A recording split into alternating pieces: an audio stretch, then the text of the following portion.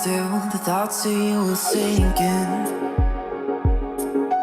Point stands, but I'm still overthinking. You know you don't really call me like you used to, but I know you try. But I've heard you've been here before. But I won't stay the same. It's just what I'm used to. Some things don't ever change. I know it's me and you, but I don't stay the same. I'm just adjusting to. Some things don't change, but I'm designed to be held on to.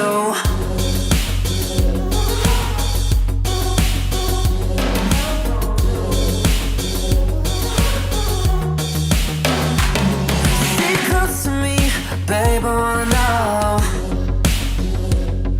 is it heartfelt to maybe just a little? Cause you don't really see me like you used to. But you hold on to me, cause all you do is settle. I've heard you've been here before.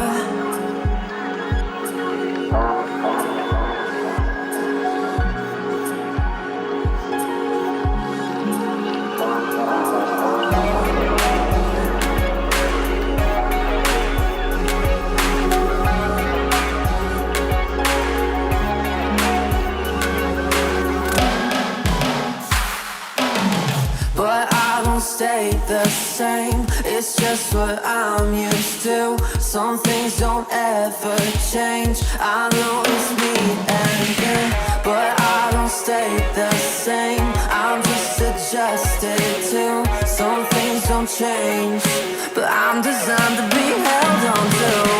But I don't stay the same, it's just what I'm used to. Some things don't ever change. I know it's me and you, but I don't stay the same. I'm just adjusted to. Some things don't change, but I'm designed to be held on to.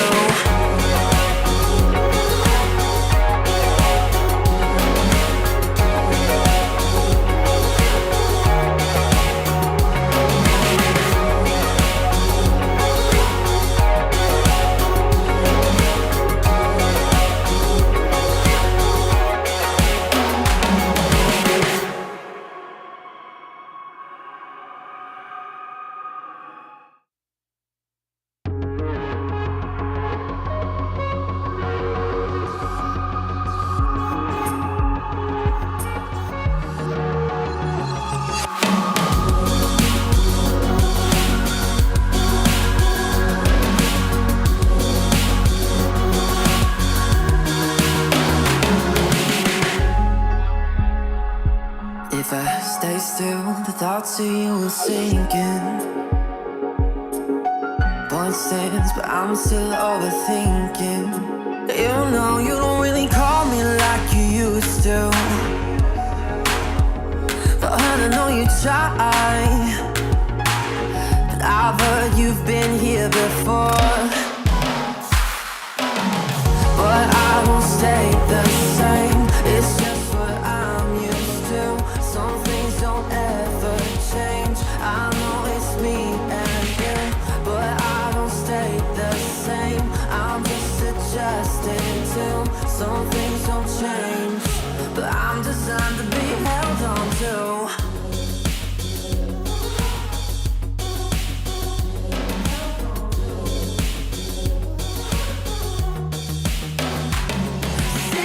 To me, babe, I wanna know. I think I did it right that time to where it lets you in. No, nice.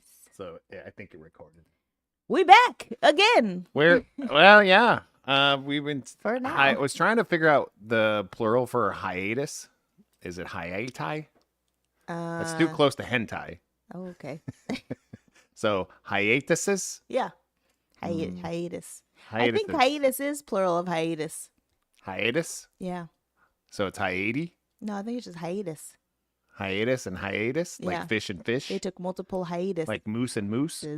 I don't know. No, I'm just saying. Yeah. I think it's like that. So it's like Don't fish quote and me. fish, You should Google it. like sheep and sheep. Yeah. Sheeps. Moose and Moose. Muse. Yeah. Jason Muse. Happy Friday, guys. Happy This Friday. is what you've been missing. This is what we've been missing, to be honest. We're gonna get to the nitty gritty here, baby. Happy Friday, my love. Happy Friday. Across from me is Sarah. And this guy is Native Audio Scooter. Yes. See, I wore this shirt, this Native Audio shirt, and I was like, does it even look like I'm wearing a shirt? It's like it's the same color as my skin. So I just have like a Native Audio tattoo on my chest. I could see you getting that tattooed on your chest, actually. I don't think I would. Oh, okay. No, I mean, well, maybe one of maybe the fry bread. Right. No, that would be kind of cute. Yeah, see? No, I think it'd have to be something that nobody has. I don't think anybody has a tattoo of the Native Audio Fred, right? But it still exists somewhere. Does that make sense? No. Like the tattoos on my body don't exist somewhere else besides on my body. How do you know? Well, because I came up with them. What and if I your had doppelganger also one of those exact same tattoos? No, doppelgangers. This is how it works. Okay, it'd be reverse. Oh, gosh. I'm not sure that's how that works. It'd be bizarro. It'd be bizarro Scooter. Ooh, You know what that means? no. Like Superman with a beard. Ew. Yeah. They Why always does Superman have a all the beard? bizarro people. If correct me if I'm wrong, if anybody's listening, but wasn't all pretty much all the bizarro? It was just like the superheroes with beards. Heh. So Storm has a beard. I think it was all DC. Oh. I think that was more. It was more DC. So Wonder Woman has a beard? Maybe Be fantastic. it would be. I think so. All right, let's open this bad boy up. She still looked good. All With a right. cheers. Yeah. Oh, you're already doing it. I got our shot glasses from Sazerac House. Oh, we're gonna talk about that.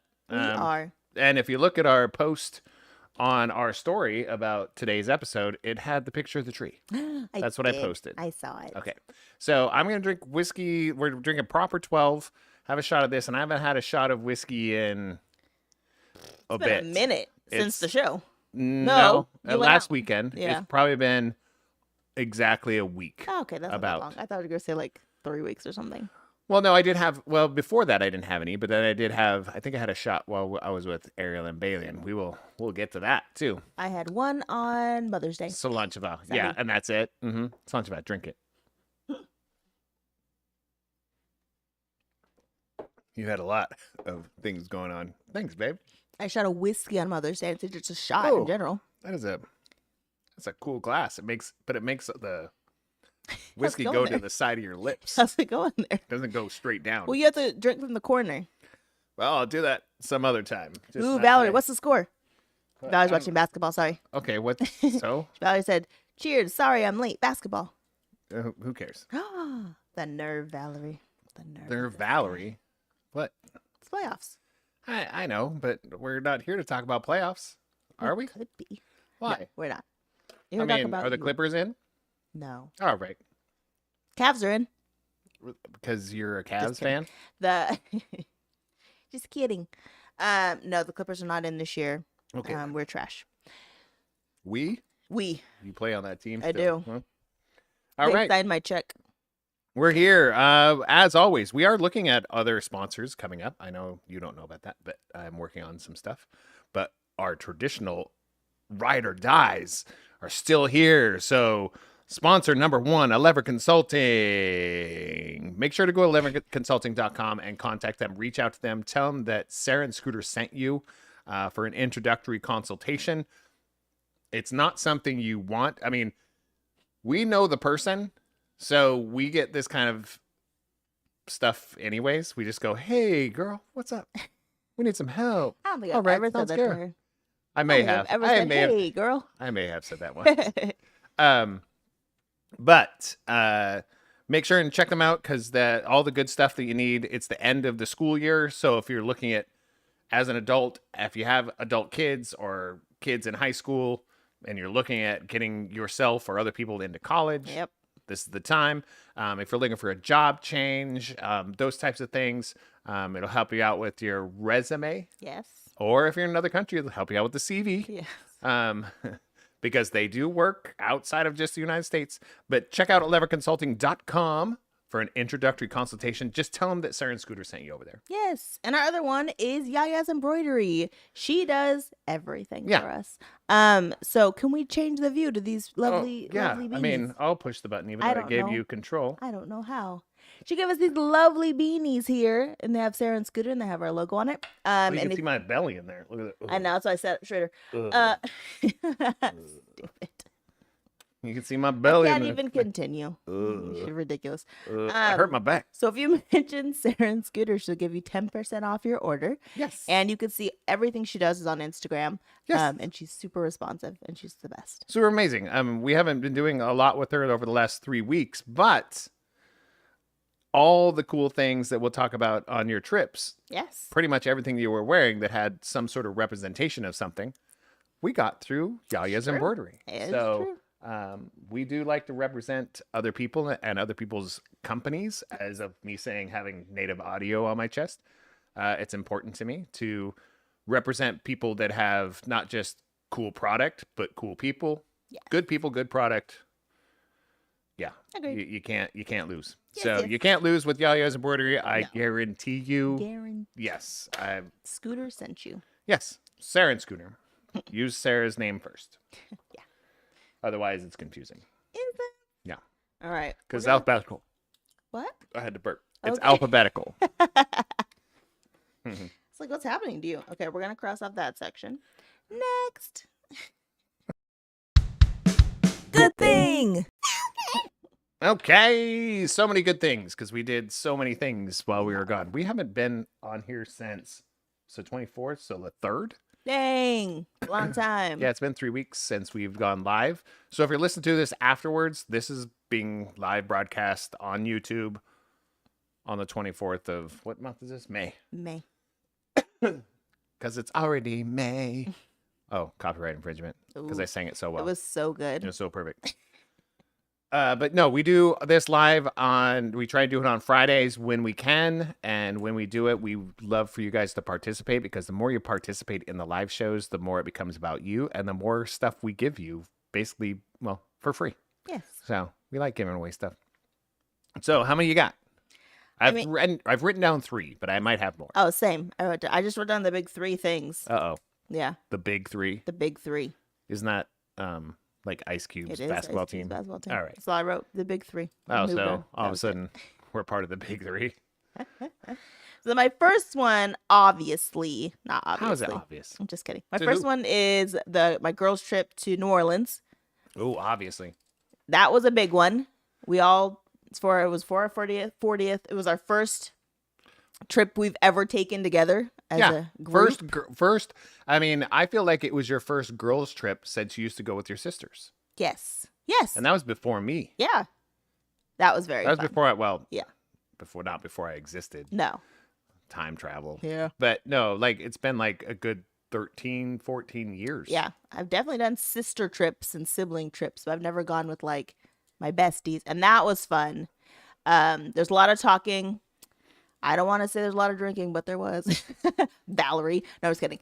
But Yeah, she's the instigator. There's no way. it was very fun. Had to be Christine. It was definitely Christine. It was definitely her. She just kept on drinking all that water. But it was fun, and we walked, we talked, we ate food, we cooked, we drank. Obviously, we listened to music. I wooed at late night. I was like, woo, because there was live music. Obviously, you have we to have that. You I have mean, to woo. Yeah, we'll get there. You'll hear the woo. It was just nice to just go be for like Just be you. 4 days. Yeah. Ish. Ish. Adjacent. Yeah. I mean, because it's like, I mean, I love the shout out, the good thing for being there and doing all those things, but it was like 24/7, you're a mom. Yeah. Just like 24/7, I'm a dad. Right. It's just the way it is. And that yeah. Yeah. So I feel bad for some things that occurred. Not while you were there. That wasn't while you were No, there. it was. Oh, was it? Yeah. Okay. And it had nothing to do with me, but it had to do with some things. But we'll get into that too. But no, it was amazing seeing some of the pictures that came through. Oh man. So I mean, I'll are you going to elaborate. talk about shout outs, or are you going to talk about that in someone else, or elaborate on No, that? I am gonna elaborate. But I was gonna read Valerie's comment first because she said, "I don't remember eating." Well, because you barely ate. Well, it's just like, well, they don't have McDonald's.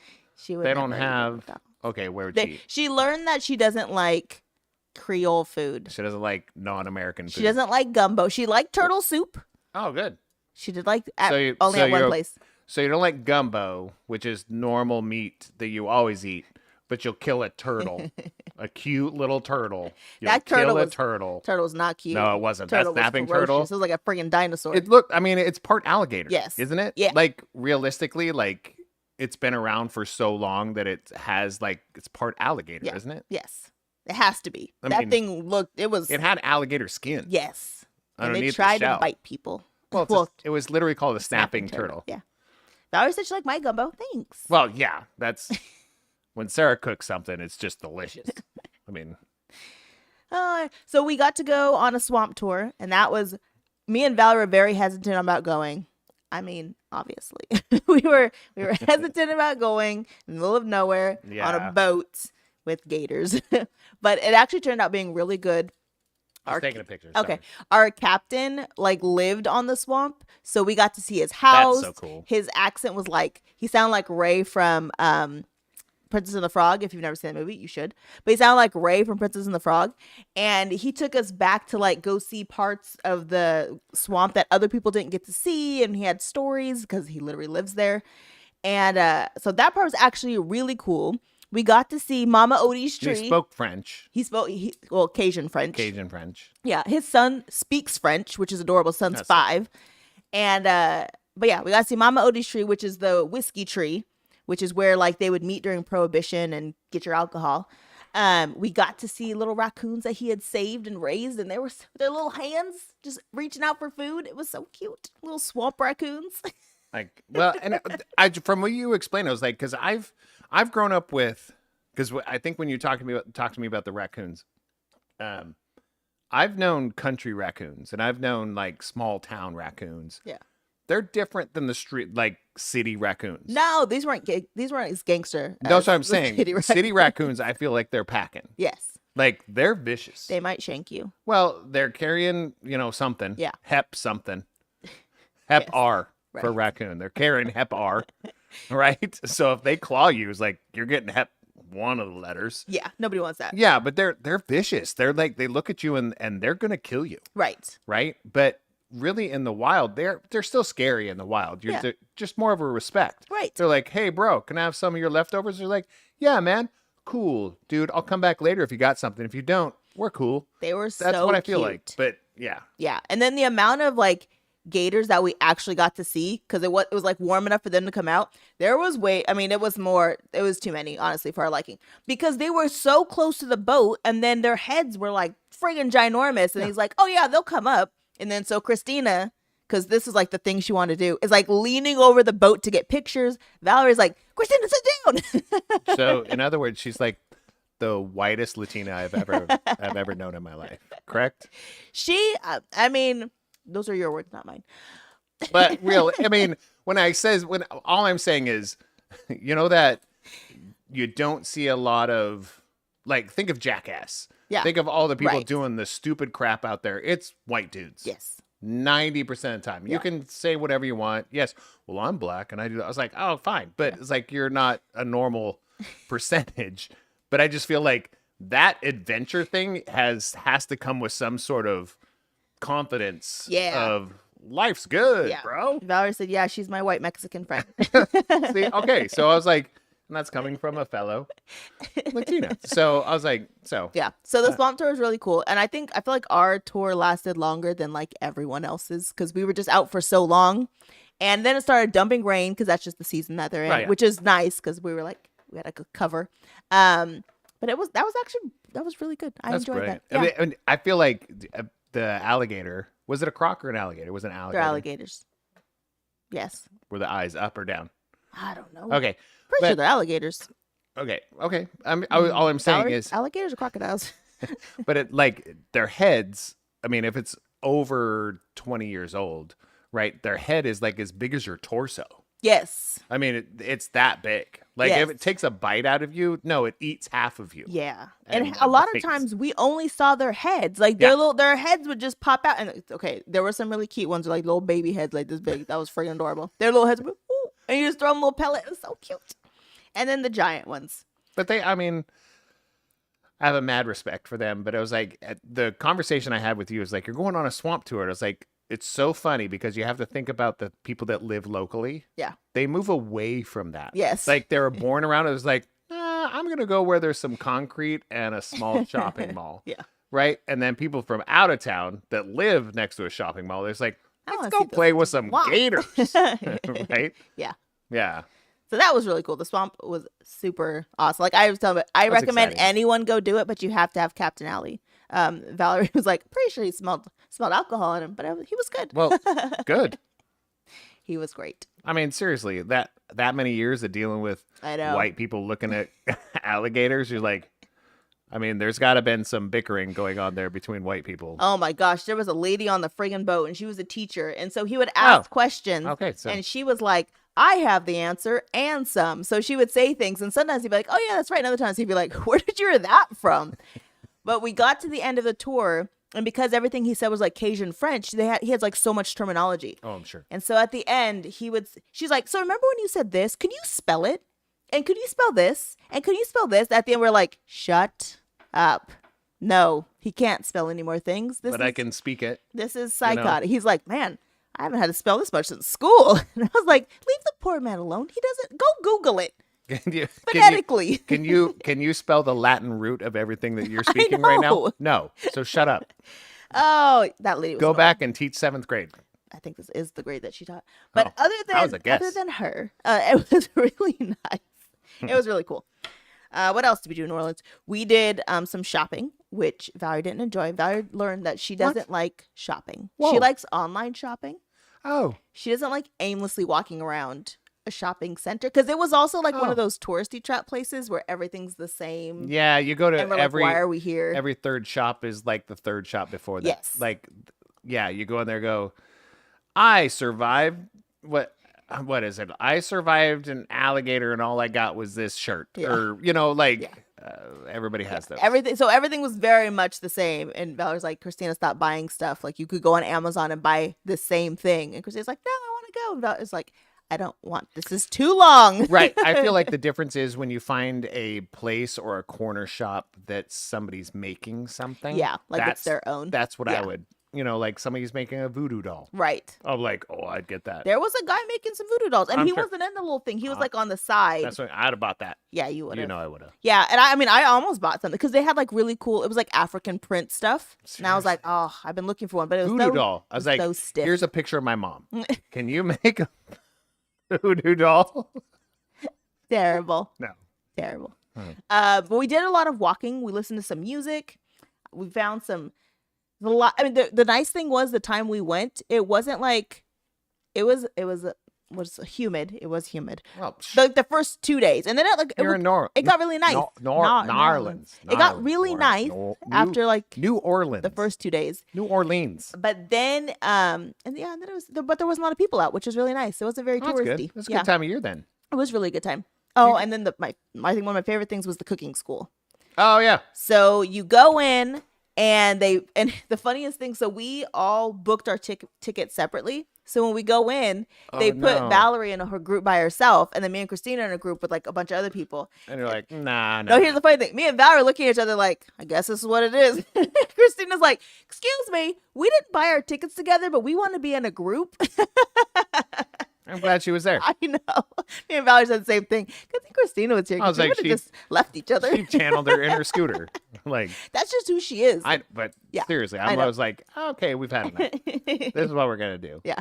You channel your inner white person. Yeah, me and Valerie was gonna be like, "Oh, see you later, I guess." But that was really nice. They sit you down and they give you drinks because they're like, "You're in New Orleans, obviously you should have something to drink for breakfast." And then they tell you what you're gonna make. They give you all your ingredients. They walk around. You can ask people to taste stuff, which I did because there was like the girl who was helping the chef. Right. I was like, you look like you're from here. Does this not need hot sauce in it? That's cool. And so she tastes it. She's like, it needs hot sauce. And I was like, this is what I'm saying. So that was really fun. We got to flambe bananas. Is it flambe or flambe? Flambe, sorry. No, but how? It is flambe. I said flambe. Flambe bananas. You're starting to speak Canadian? I am. So we got to Flambe? light things on fire. I love that. And so we made gumbo. We made shrimp and grits. Oh. And then we made bananas Foster. See, I'm not a big. I mean, was bananas Foster, but whatever. Was that good? I don't What you like just said. bananas. Yeah, I just feel like that. and then you got to cook them, right? Yeah, they're So it cooked makes in them like sweeter. they're cooked in like a caramelish sauce. And I feel like bananas are. I mean, if you get a just barely ripe banana, perfect. Yeah, But you cook it, I'm like, now it's sweeter. yeah. So And like, the it's a lot. bananas we used weren't super ripe, but it's again, I'm just like, I'm not a big fan of bananas. But so bananas Foster was literally created in New Orleans, like at a restaurant we That's went what they to. said. It's where they like the restaurant we went to, Brennan's, where they gave us the.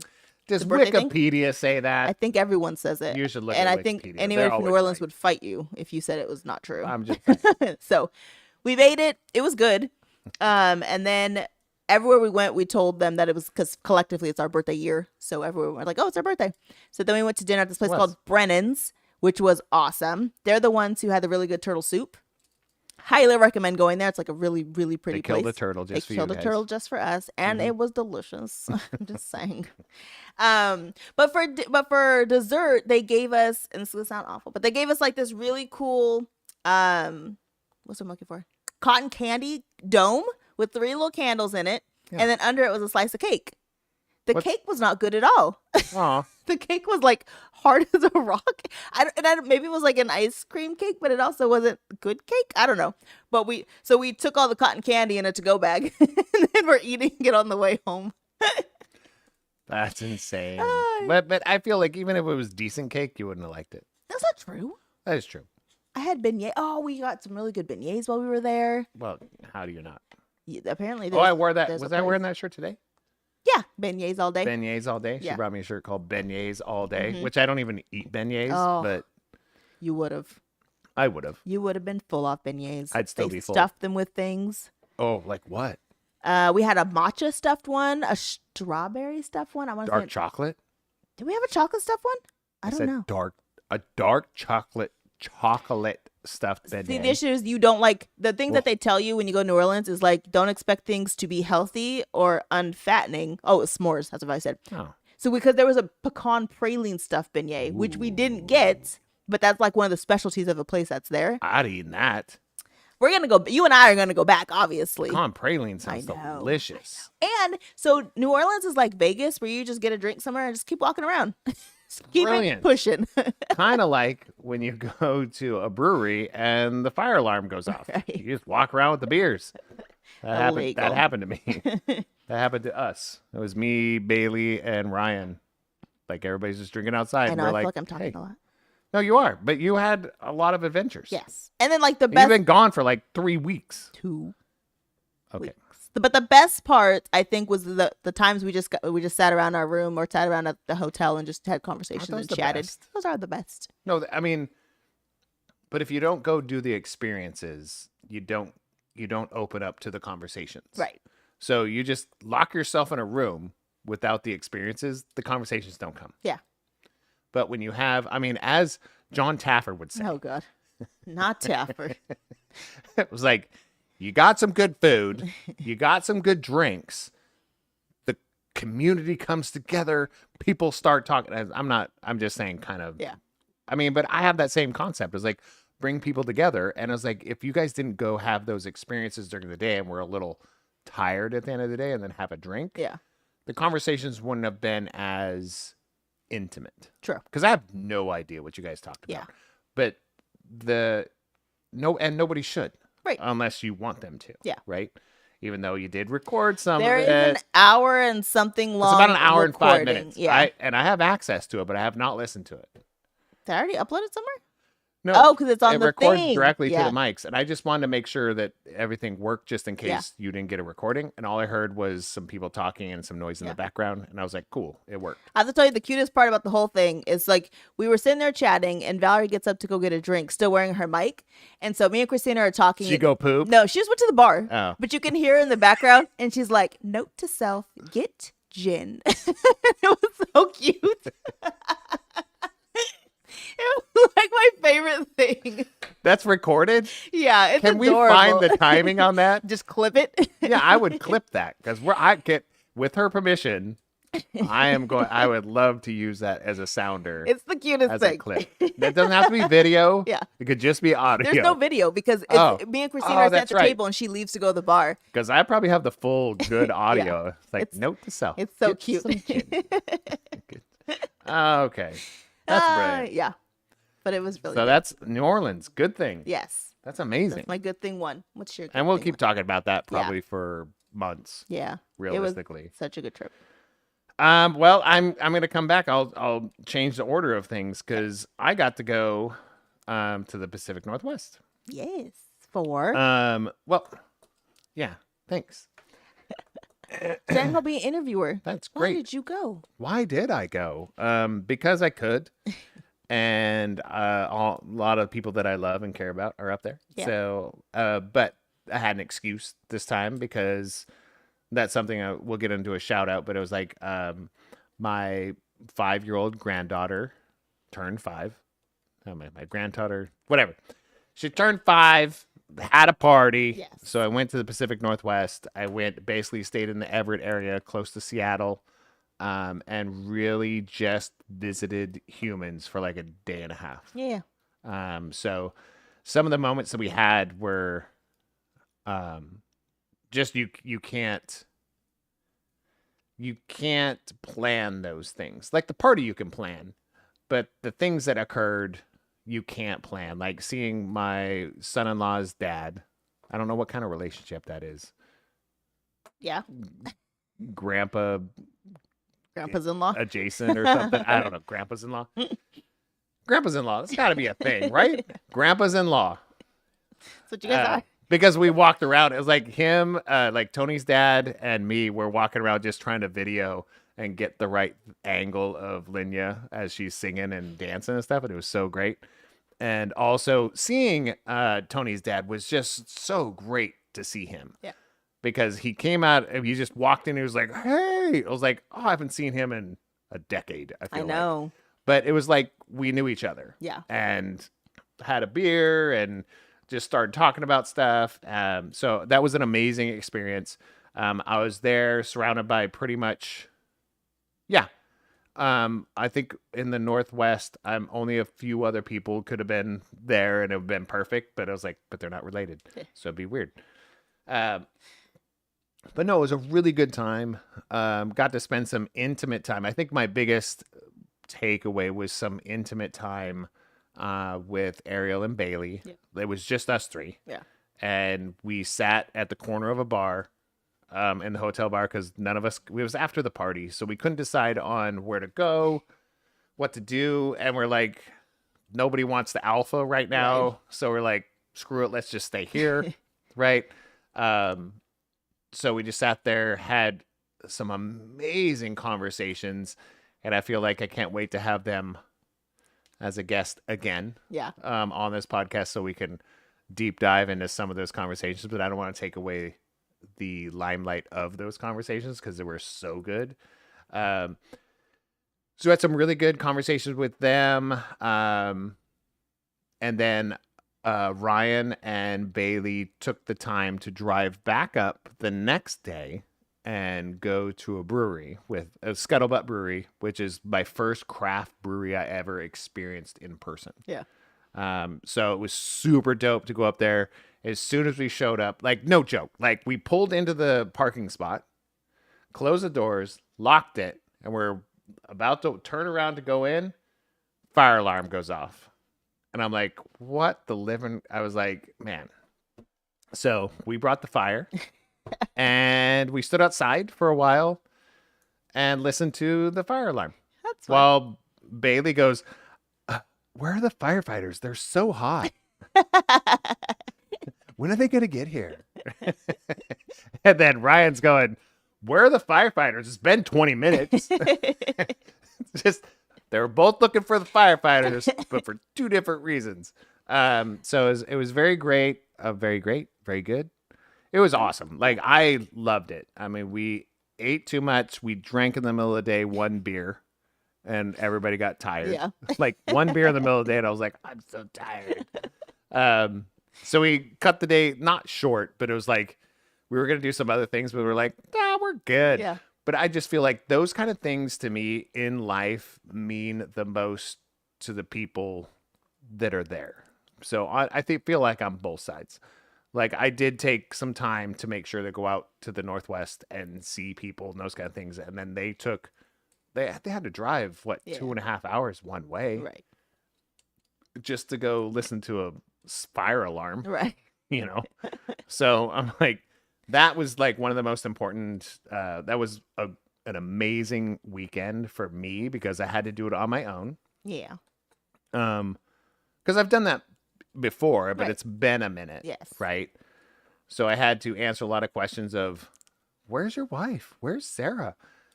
All right. I was like, I feel like I should just had like cards to hand out that said, Sarah's not in town. She's in San Diego. Right. But no, that visit had a lot of components, and I can't wait to maybe have some people on here to talk about more of the things that we talked about in depth. Nice. Because it's not my story to tell. Yeah. Like, there's some really funny stories that Ariel, I'm sure, would love to talk about on her own podcast, and I'd love to be a guest on that podcast when she talks about it. But also like some of the in-depth conversations with Bailey about, right before she had Emery, her daughter, and those types of things, where she was at, and those types of things. I think that would be a great conversation that I think a lot of people would love to hear, to see the tangible, the real parts of people and their relationships. Because you can have a great relationship with your wife, with your spouse, with your parent, with your child. You can have a great relationship, but that doesn't mean there's not huge bumps. Right. Like huge bumps along the way. So Yep. yeah, it was a great trip. So. Nice. All right. Number 2, the reason I couldn't go to San Diego, I couldn't go to Washington. I had to go to San Diego for a conference. San Diego For a work conference, and it was good. It was good networking. It was good learning. We got to hang out. A great location. It was literally at a resort in San Diego, so I'm like, you can't really complain. It was like an older-ish resort, but it was very nice. Don't get me wrong. They had seals in like their friggin' front patio area that you could go hang out and watch them get fed. And like when you go to like little farms and stuff and they have like dogs, right. They had seals. They had seals, 3 of them. And it was super adorable. Like, it almost made, I called Scooter. I was like, maybe we should have our like anniversary party in San Diego instead, because it's so much like more convenient to get to than Avila. But Avila's just so cute.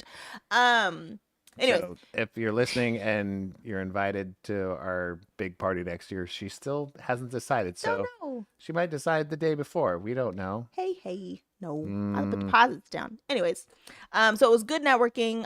We got to meet a bunch of people, some people we want to work with, some people we've worked with before. Right. The whole WCIRB team was there. They're crazy. Like you hang out with teachers and you're like, all right, teachers, calm down. You shouldn't be like this because you're a teacher. That was WCIRB. Yes. They're office workers. Were out of control.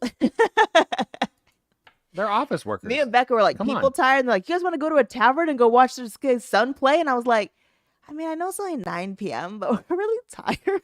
But think about it. It's like 24/7. That's all they do is type stuff into know. a computer. They don't get to go out into the field like you guys do Right. and all this stuff. They just answer questions over the phone and update numbers. Yeah. So at the end of the day, they're like, I am out. Yeah.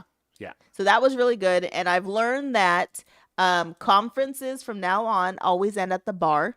So me and Becca went to the closest bar we could find, and we felt like we were 100.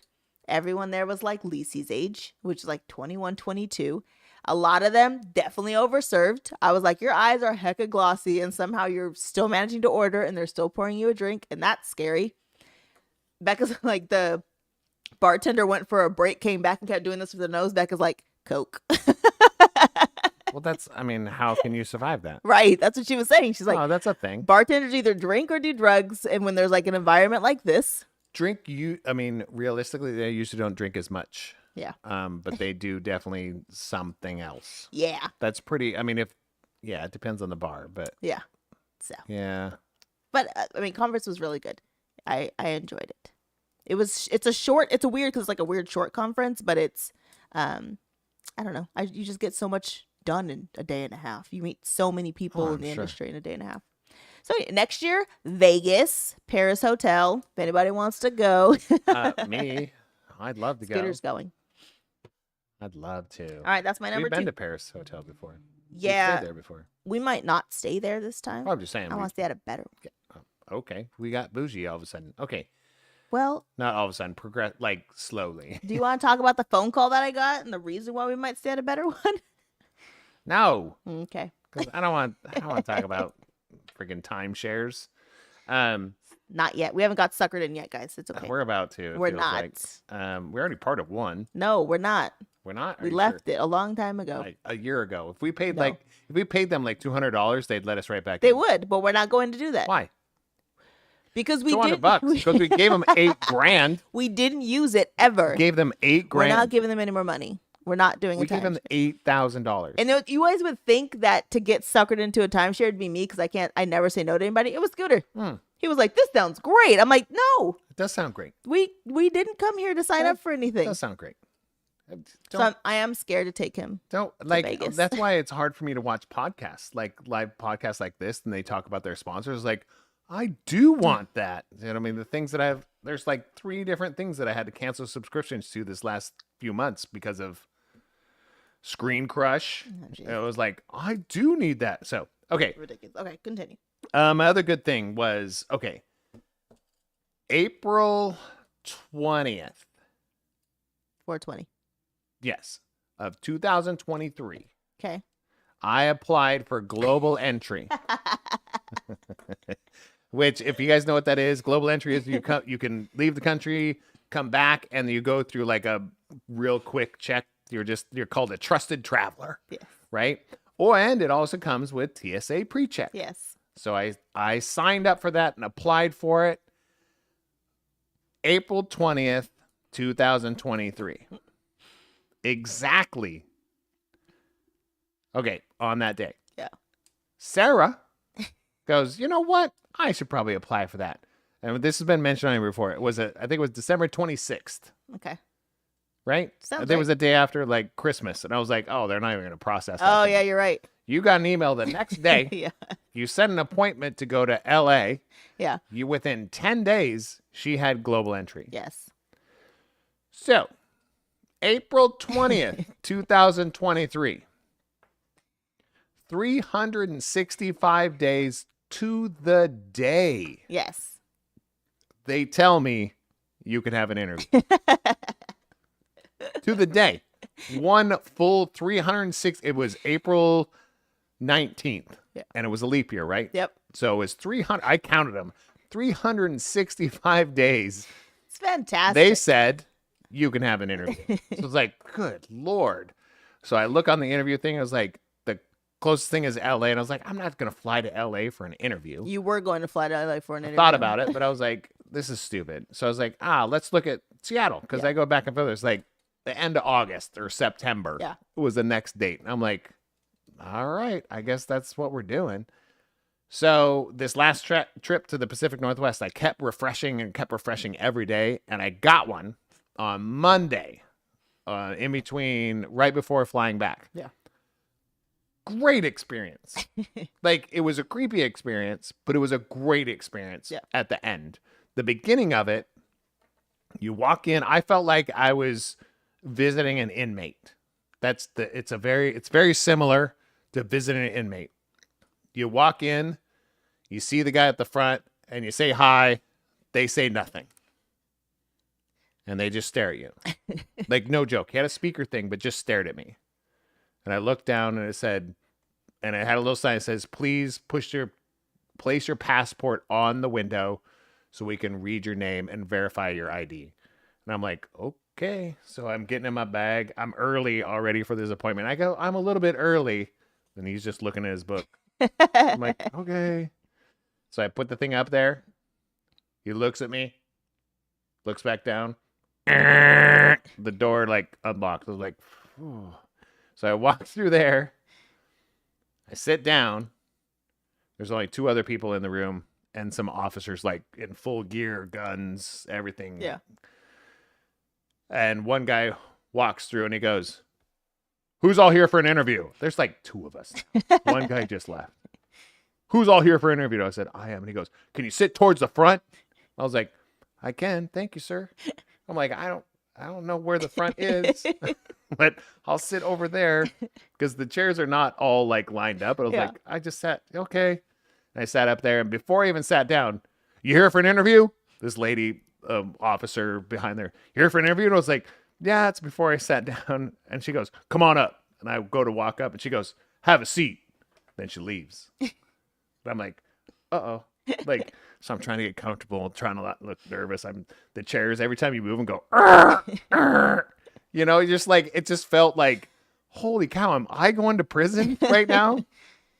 The cool thing is, halfway through the interview, she was very cordial. I tried to not turn on my charm, but kind of was like, hey, you know, I was asking about her and blah, blah, blah. And by the end, she, you know, it was fine because she saw my ID and I look like an idiot.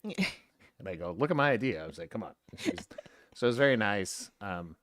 So as of this morning or this afternoon or whatever, they approved my application. I am now a trusted traveler. Good job. Throughout their United States, friends or whatever, which I don't know how many we have left in the world, but I have TSA pre-check and I'm a global entry traveler as of today. And clear. You're just passing all the lines. Clear. I don't have clear. You know, I've learned though. It's only $99 for you. Yeah. The let's add something to my rant. The new, what do you call them? Scanners at airports. Don't require you to do anything anymore. Are you reading anything anymore? Yeah. Okay, sorry. Go ahead. You just put your bag in without taking any of your stuff out. What does? The new scanners. Depends on what line you go in. I had go on the one that has the big trays. Okay. Big trays mean you don't have to take anything out of your bag. But the problem is when you're in certain airports and they shut down every security checkpoint but one. Yeah. San Diego. SeaTac did that to us this last time. Oh. Did it to me. Well, I didn't read Ryan's comment because you were in that part of the story and I didn't want to interrupt you because you were getting there. My bad. Anyway. I just saw a chat in there. All right, my last good thing. Let's all say a tear. Today was the last day of school, guys. I mean, for us, really, until next week, in 2 weeks, because CJ has summer school. But for everyone else up here, today was the last day of school. That's a good thing. Why is it a good thing? Because school sucks. Because we don't have these screaming meat bags. Oh, God. We live across the street from a school, and these little friggin' that was our choice. Parents. Forget the a-hole kids. These freaking a-hole parents that are always honking and getting out of their cars and trying to fight each other in the mornings. Good Lord. Yeah. So, yeah, we get a break from the craziness. But also, guys, it's our last kid. And last year's coming up. It's so many tears happening. Not for Scooter. He's like, whatever. What do you mean? Are you going to be sad? Well, I might be, but I want him to graduate first. Like my focus is on him. I mean, yes, passing and graduating. Still sad. Well, that's not sad. We should be celebrating that because he was the toughest one. I agree. So I feel like that should be a celebration, and then we can be sad at the end of next summer. Yeah. When it's like he's got to figure out and do something. No, I'm gonna be sad the whole year, guys. Okay. You guys are gonna cry with me. Well, you gotta he's got to pass his classes. So if you're sad during that, I'll be hecka sad if he doesn't pass, but I'll be sad all the way through. So, all right, that's my last good thing. Okay, my last one is like I was just saying before, is like you can have a good relationship with your parents, you can have a good relationship with your spouse, you can have a good relationship with your kids, but that doesn't mean that it couldn't be better. Yes. So, Sarah and I, as of 4 weeks ago, we started therapy. Yes. I think it's weekly. It's going to become bi-weekly. I have my opinions about it. We mentioned on the last podcast, those kind of things. But we are like 4 weeks in, something like that. So it's one of those things of, I think it's important to not just be within your own bubble, to find mentors. We've talked about this many times, mentors in life. Like, I'm not going to go to a financial mentor to give me advice on my relationship with my wife. Right. That sounds stupid. Yeah. But the easiest mentor to find is to pay for therapy. Right. Or find therapy. Right. I mean, that's the easiest way to do it. And it was kind of, we discussed that a little bit, and I really had an eye-opening situation talking with Ariel and Bailey. I think it was Ariel that said, I wouldn't want to know anything about my therapist. Because I was saying, Yes, you know, you Googled her. yeah, well, yeah.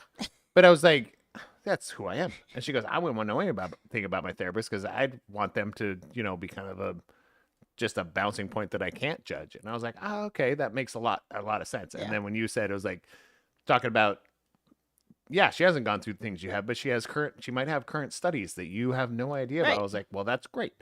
Well, I wasn't to say that at first, but I was Yeah. like, now I'm saying, well, that is a good idea. So, yeah, that's another good thing that I'm really trying to embrace, because I have a very, when it comes to therapy, like the multiple times that I've been to therapy, I have a really bad track record of life just goes to crap. Yeah. Right during, as soon as I went to therapy, it always was the beginning of the end. Yeah. For me, every time that I've ever tried therapy, it was the beginning of the end of some relationship in my life that was supposed to be important. Right. So, so I have hope in this one. And yeah, that's why I want to say it's a good thing. We're going to therapy, and we've been showing up on time thus far. Oh, parking though. Parking was fine for me. Oh, we could park in front of the school and hope we won't get a ticket. Yeah. But it's one of those things, is like, we had a discussion today. It's like, we got to stay consistent. Yeah. You know, because we start postponing once, it's like going to be going to the Yes. gym. Yes. And Yeah. be like, Now well, we'll it's been go a- next now it's week. been a month. We'll go next week. And Yeah. now it's been a year. Yeah. And we didn't show up. Yeah. So it was like, I did not want to go this last session because you weren't in town. Right. It was a solo session. Yes. But I went. Yes. And it was a decent session. All I did was talk the whole time. And she took notes. I think she may have said, and this is not a joke, she may have said 15 to 20 words. Interesting. Those are real, like, Yeah. maybe 15 to 20 words. I just kept going. Was Uh-huh. it because you were nervous? No, because got a I lot was to like, say? I have a lot. Well, honestly, and also I'm working here at home, and the only other human I talk to is a 16, 17-year-old boy. Yeah. So other than that, I was like, I don't have an adult to talk to. We really gotta get you out of this house. I get out of the house. When you're here, we get out. I'm saying you need to get out of the house. But okay. I've said this before. I just went to the Pacific Northwest. No, I just know. did everything that wasn't not work related, just fun related. Yes. No, Okay. I'm talking about like the things you used to like enjoy doing, like when you would go to do the game days or when you do jujitsu, like Yes, those. And I'm Yeah. talking about that. We were talking about planning a game day. Like we talked about it like a couple hours ago. Like I'm at the point where I actually miss the conversations you have with Carl or Chad, and you'd come home and tell me about how you almost lost a toenail or something. I'm like, man, I miss jujitsu conversations. That's really, Yeah, that's sad. I know. Because most of the time you just go, ugh. It's disgusting, but I miss you going out to do that. All right, let's do this. What are we doing?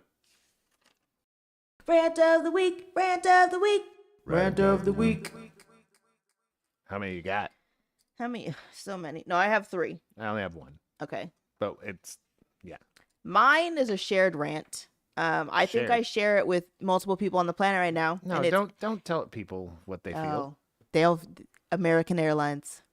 These friggin'. Let me tell you guys how our trip to New Orleans started. Yes, I'm going back there. Me and Valerie, I drove to Fresno because we're flying out together. We are getting ready to leave for the airport. We get a message from American Airlines that says your flight's been delayed. We said that's fine. We'll still go to the airport. We don't know what the lines are gonna look like. We get to the airport. We sit there. Our flight gets delayed again, and we're like, okay, that's fine. We have a connecting flight. Hopefully, we make it. So then they finally get us on the plane. We're sitting there. They're like, oh, there was a bird strike. So now the technicians have to look at things and they have to do paperwork. But don't worry, we're getting out of here soon. Now, understand, we don't actually understand any of this because all we hear from the pilot is want, want, want, want, want, want, want, want. Bird strike. Nope. Yeah. Bird strike. That's it. I was like, so did we just get hit by a bird now or was it like before? Nobody knows because nobody understands what they're saying. We sit there longer. There's a penguin on the Dude.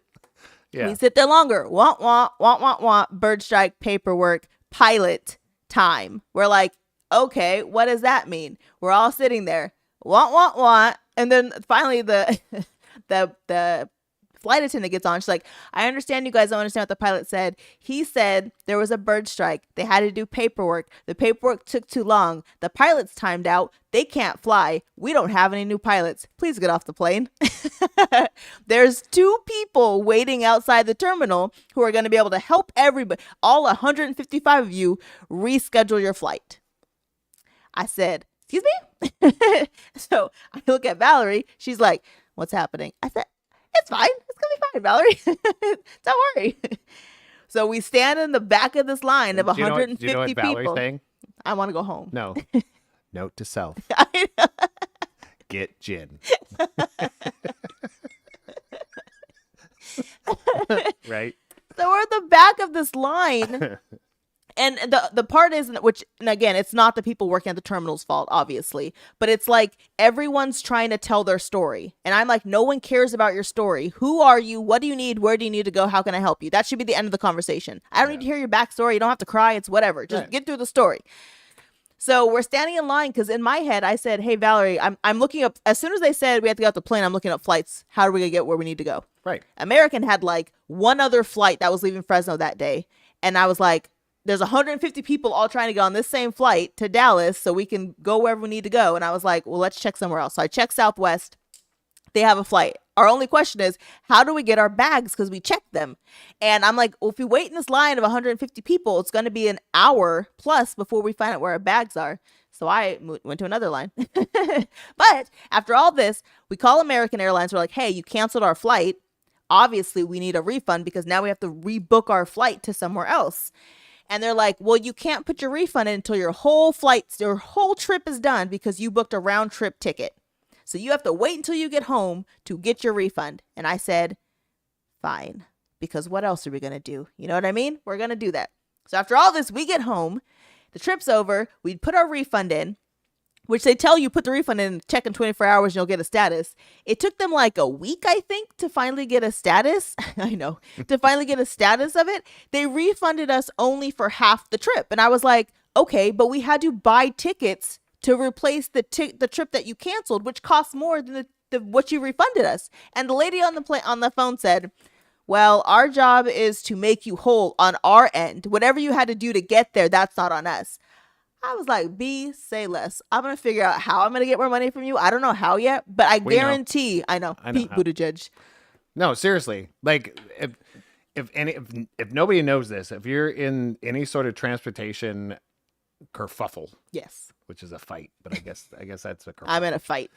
You get to that point. It was like, there is a Department of Transportation that is actually making some really hard wedges against these airlines that can just cancel, switch stuff, be late all the time. It's legally not okay. Right. But we're taking it. Oh, I'm not. I said, she said, is there anything else I can help you with? And I hung up the phone because I thought, you can't help me, but I'm going to find someone that can. And the thing is that's annoying. It's not even that's a large difference between the cost of the flight together and the one that we rebooked. It's not that much of a difference. That's not the point. The point is you canceled a flight and not because of some like act of God. You didn't even plan well enough because realistically, if we had left on time, those pilots would still have timed out in the halfway air. through the flight. Right. They were like, we got to jump out. Right. They were never going to make timed it to out. Dallas. See ya. I was like, anybody know how to fly a plane? Had nothing to do with the friggin' birds. They were never going to make it. Do you know who needs the penguin that's sitting on the wing? He knows how to fly. The bird strike. Get them one of those to fly. But no, this is real. Like Pete Buttigieg. Yes. And like, you go politics wherever you want to go. I don't care. But that human being has made leaps and strides in the Department of Transportation. So these companies are not really legally can't do this to you. American Airlines, doesn't matter who they are, they can't actually do that to you. When you say you cancel my flight and they give you a voucher. No, they can't give you a voucher. But they can. You can't. You don't have to take it. That's what I was going to say. You can get a voucher for miles or for a free flight. You can get that. But you don't have to accept it. Right. What you are entitled to is 100% cash refund for that flight. Yeah. That's what you're actually legally entitled to. Yes. And this is something that he did when he got into office. Was it 6 years ago now? I think so. Yeah. So these are things that are like, there's some quiet people in the government that are doing actually really good things for us consumers. So we just pay attention to those things. And the only reason I know those things is because of some people that I know. Yeah. So right now it's on my list. It's Sixt, American Airlines, Xfinity. Those 3 companies, I tell you, I just want to punch them all in the nose. The nose? In the nose. In the throat. Because then you can't breathe out of your mouth or your nose. That's fair. So in the throat. All right, that's my first one. You want me to go one more? No, I'll just go through mine because mine's a traveling one too. Okay. So coming back from Seattle, it's a traveling one. First thing first is everything went great. Yes, please.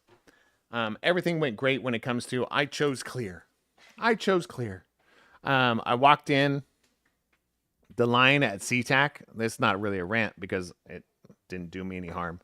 But pretty much every security checkpoint in SeaTac, if you ever traveled through SeaTac, they have like, 4? Yeah. And 3 of them were like under construction. So they had one available. So the line is, you know what a stanchion is. Everybody's in that line. I felt like we were in Disneyland hell. Like, you're in a line that does not move. It wraps all the way around and then goes all the way back down. And that's all of it. I see clear, which if you know what clear is, hey, well, however you feel about it, gets me through the line about it. If you feel like somebody in a foreign country is getting a picture of your face and your identity, they probably already have it. So move forward. But I used clear, walked right to the front. I was like, awesome.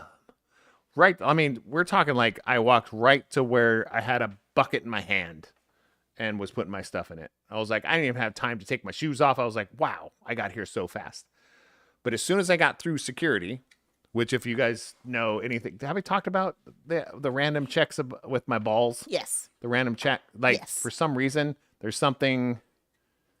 And they also found, did you know, I mean, not to bounce off this, but did you know recently every set of testicles that they've tested right now has microplastics in them? What? Yes. That's a thing. Whose That's a study. testicles are they checking?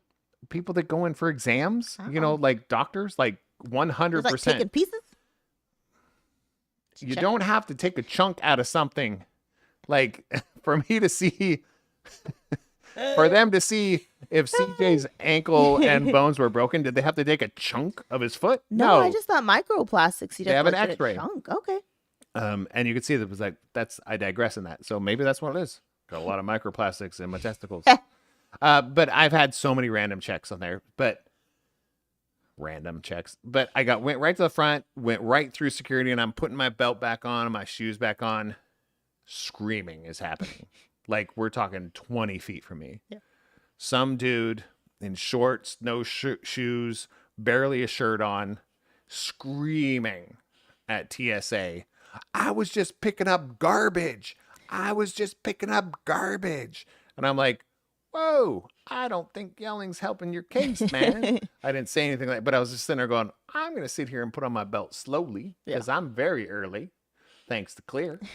I'm very early to my flight, so I'm just going to watch this whole thing transpire. There's like 10 people, like 10 TSA agents kind of monitoring in this side. The other side, they're like, we want you to go that way. Right. We don't want you to come. So don't go this way. But I'm also looking at small, out of shape, doesn't know how to throw a punch or do a takedown people. So it's going to take 10 of you. Right. That's why I was thinking, I was like, So, but all I could hear was, all I was doing was picking up garbage. And I was like, that's probably cocaine. Like, that's not garbage. That's probably worth something per kilo. Yeah. It's fine. So coming through there, so that's the first yelling, and I was like, that's a lot of yelling. It's already very loud. Yeah. Then I come and I sit down. I was like, okay, I can sit this little point over here. I have tons of time. I'm going to sit down. I'm going to put my hoodie on because I got a little rushed and put these on. 2 kids show up. And one kid just decides, I'm going to yell. Just yell. And then dad starts yelling at the kid. Oh, gosh. So yell. I was like, I feel like, okay, we're getting a little escalated, right? And I'm like, I'm going to go eat. So here's where the kicking, my rant is about yelling in public. Okay. There's no reason for it. Right. There's no reason for it. Here's my last one was like, I sat at the place we always go in, was it SeaTac? Relish. Yep. We always go there for their burgers, and I had an Arnold Palmer and a brunch burger. And I'm sitting there, and this couple over here, I think they were speaking Italian or something. And these 2 little old ladies, man, standing right next to the lady that was standing next to me. They just start yelling, like top of their whiskey drinking, smoking for 40 years, maybe 70 years, I don't know, lungs. And they were yelling about whether they're going to this restaurant or they're not going to this restaurant. One screamed and said, well, why didn't we go to the last place? And she goes, well, all they served there was wine. And she goes, no, whatever name, Margaret or whatever. They had food on there too. And then she goes, well, you said we wanted to eat. So I said, let's go get something to eat. She goes, well, if I'm going to sit down and eat, I want to have something to drink too. And I'm like, they're literally like less than 2 feet from this couple that's sitting here. And you can see as soon as the waiter's there and stuff, they're speaking English. Yeah. But as soon as those 2 people start doing that, all of a sudden a different language. Like all of a sudden they're speaking. I feel like it was what Italian. What the heck's happening? Yeah, they're and I'm like, so they had a mediator. It looked like might have been their daughter or maybe their handler. I don't know. Jeez. I don't know. But they did it the whole time. Ew. So I'm just saying, like, there's squabbles to be made. Yeah. There's opinions to be had. Yeah. Right? But at what point are you not being heard once you tell somebody what you want? I mean, you could tell they were hangry. They were both probably hangry. But still, it was like, at what point? You know when I'm getting hangry and I'm traveling. And that's usually like, hey, can we find something to eat? That's my beginning of, hey, we've got about 30 to 45 minutes. We don't have that long. Well, I think I give you preemptive earlier over the years. Yeah. I used to wait till I got hangry and then said something. Yeah. Now I usually have like, hey, I could eat. Yeah. That means, hey, we got a small window here. Yeah. And before it was like, hey, I might need to use the restroom. Yeah. We have about a 20, 30-minute Right. window before I don't feel so good and I'm not going to be very happy about everything. Yeah.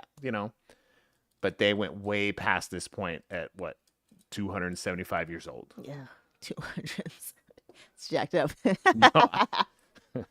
No, I'm talking like the daughter had to been like 80. Oh, gee. They were old. And Maybe they just couldn't hear each other.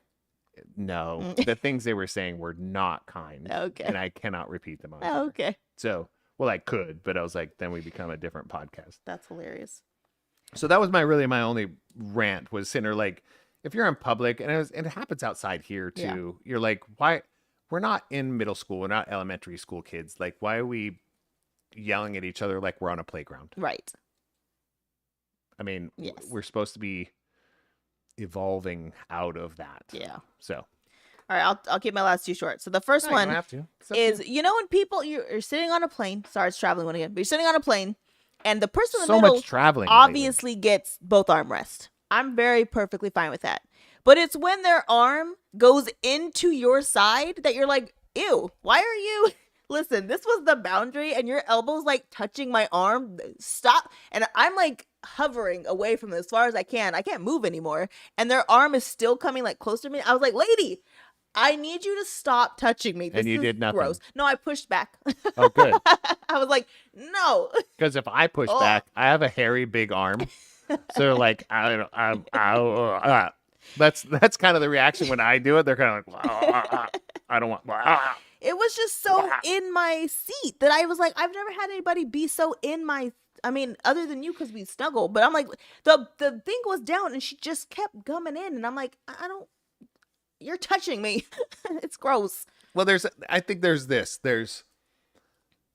when it comes to sitting next to somebody, even in like a concert venue, going to a sports thing, if there's a bar between you, like the way to share it is somebody sits more back, Right. and they get this spot, which kind of goes a little bit under your armpit. Yeah. And then the other person gets forward.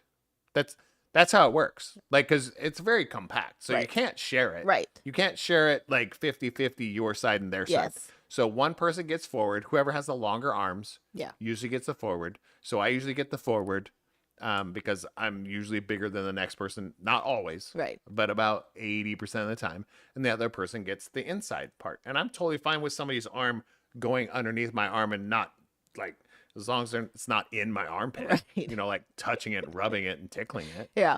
I'm 'Cause, just saying, I sat on a plane one time with like a friggin' Samoan football player, Yeah. and he was less in my space than this lady who wasn't even that big. Well, because big people, realistically, big people, if they realize they know they're big, Yeah, they and they're try to on make they're themselves like, small. we do the best. I mean, I'm not huge, but I'm at best, like at my best right now, I'm 230 pounds, which is not small, Right. and my shoulders are stupid wide, Yes. you know. So I really try and compact myself the best I can. Yeah. Yeah, but sharing is like somebody leans a Yeah. little forward, somebody leans a little back, and we shared the armrest. Can that be part of the freaking fold out thing? I or know on the instructions. I was like, lean forward or lean back. You can't do both. Gosh. All right, my last story rant. I haven't even shared this with you because I want to save it for today. Uh-oh. So when me and Becca, we went out to dinner with WTRB, and then afterwards we're like, let's go get fried ice cream because there was like a restaurant across the I street. did not know about this. Yes. So we went to get fried ice cream at this restaurant, and they had a bar, so we sat at the bar. Fried ice cream was amazing. Fried ice cream bar? No. Fried ice cream / bar. That's why I Oh, meant. yeah. Like They had fried ice cream. I mean, it was a whole restaurant. with a bar. Yeah, it was a whole restaurant, but we didn't want sounds- food because we already ate, so we just You could wanted have fried ice shots cream. and fried ice cream. I'm not saying that's what we Delicious. did, but Oh, it just sounds great. so the drinks were good. The fried ice cream was delicious. And the bartender comes back, and I can't remember. He said something, and it triggered my thing that always bugs me when people tell anybody who's like Mexican to go back to Mexico. Because I'm like, well, especially in San Diego, literally this was Mexico when we just took it over. So something. Yeah, the saying is Mexicans didn't cross the border. The borders crossed Mexico. Yes. Yes. And so whatever he said triggered me to say that, which triggered him to go into conspiracy theory What land. did you say? I always say, I hate when people say go back to Mexico to people because You said that out loud? Yeah, I said it to him because he had said something along the same lines, and I'm like, yes. And then I said what I So would you say. were agreeing with him. Yes. Okay. Which led to Which is, I'm sitting there like, for you to disagree would be really weird. no, I'm agreeing. That's like it's my Otherwise, thing. you don't say anything. Right. Well, which led him to go into conspiracy theory land, and then it went down. And he's like, right? Just like how the Earth's flat, and how California is actually just a giant lake, and how this happened, and how COVID wasn't real. And me and Becca's hitting my leg. Yeah, that's crazy. Can we get the check? It went downhill so fast. And then he just kept doing this. Thank you guys. Thank you guys. And I was like, okay. And Becca's like, how long have you worked here? And he's like, 14 years. She's like, really? But do you think, I mean, here's another part. Here's another part. Do you think if he's been there 14 years, do you think he thinks of bits to do to see how people react? I don't know. No, Because I've done those things. I don't know. Because he was even saying, he's like, yeah, not everyone always agrees with what I say. Like the last people didn't even leave me a tip last time I told them this stuff. And we're like, man, that's crazy. Can we get our check? I just feel like, gotta because go. I've done that in retail. I've done that multiple times because you get bored. Yeah. After a while, you've done the mundane. So I was just like, I'd love to go back and find out. because I would have probably said, is this a bit? He showed us pictures. Like there was pictures addressing his theories of like pictures of California and how like what the actual size of California is versus what people say it is. Do you know another guy who's gone off that like, what's his name? Morgan May. What's his name? The guy who played Rhodey before in the MCU. Oh, What's his name? Terrence Howard. yes. And he might be right about some of the things he's talking about, but not all of them. Right. Like, right. I was like, out of 1 out of 10, he's probably correct. Yeah. You know, he has a periodic table theory. And I was like, that one makes sense. But then he goes off and goes, I go, where'd you Now go, you've bro? lost me. Like the periodic table thing that he says actually makes some science sense in my brain. I was like, that makes sense. We just went up with the information that we knew. Yeah. Now we're knowing more. So maybe it's not a chart. It's more of a linear, kind of like a helix. And I was like, oh, that actually makes some science sense. But then he goes on to the other things that you're talking about. I was like, okay. Right. I was like, you can believe it's like, I feel like there's some people that if it's a conspiracy theory, that's what they believe in. Right. Conspiracy theories. Yes. Like that's like all of them. They're just all true. Yes. I was like, that's not how they work. That's not how theories work. Like, that's just not how theories work. That's by definition. Yeah. But if the theory has some clout behind it, you can prove it. Right. And then it becomes fact. Yes. Like, come on. But yeah, that was interesting. And Becca said, "What about our faces?" She said, "What did you say to him?" I said, "I don't know. It's not going to be Rebecca. What I said was factual though. Wasn't like that's why it's like, don't look at people. Theory. Stop smiling. He's a bartender. But I've said that to you before. You have. Stop smiling. Costco. I was like, how many sample packs of stuff in the mall do you think we're like? I don't go to the mall anymore. I was like, we have perfume, lotions, all this stuff. And I was like, Not allowed. Why? Stop smiling. I've gotten so much better. Anyways, that's my last rant. I did not know about that. No, that was a good one. I know. I was waiting for this because it really was good. great. And his thing of like, thank you guys. He was like, like- why are you bowing? He does Illuminati. I know. That's why when you were doing that earlier. Illuminati. I was doing that before the stream because she was doing something. No, you did it, and so I did. Oh, I did. I was doing this Illuminati. Yeah. Yeah. So. It was San Diego. That's what it was. Oh, that's great. Do you want to get into? Did you get stuff for what's up?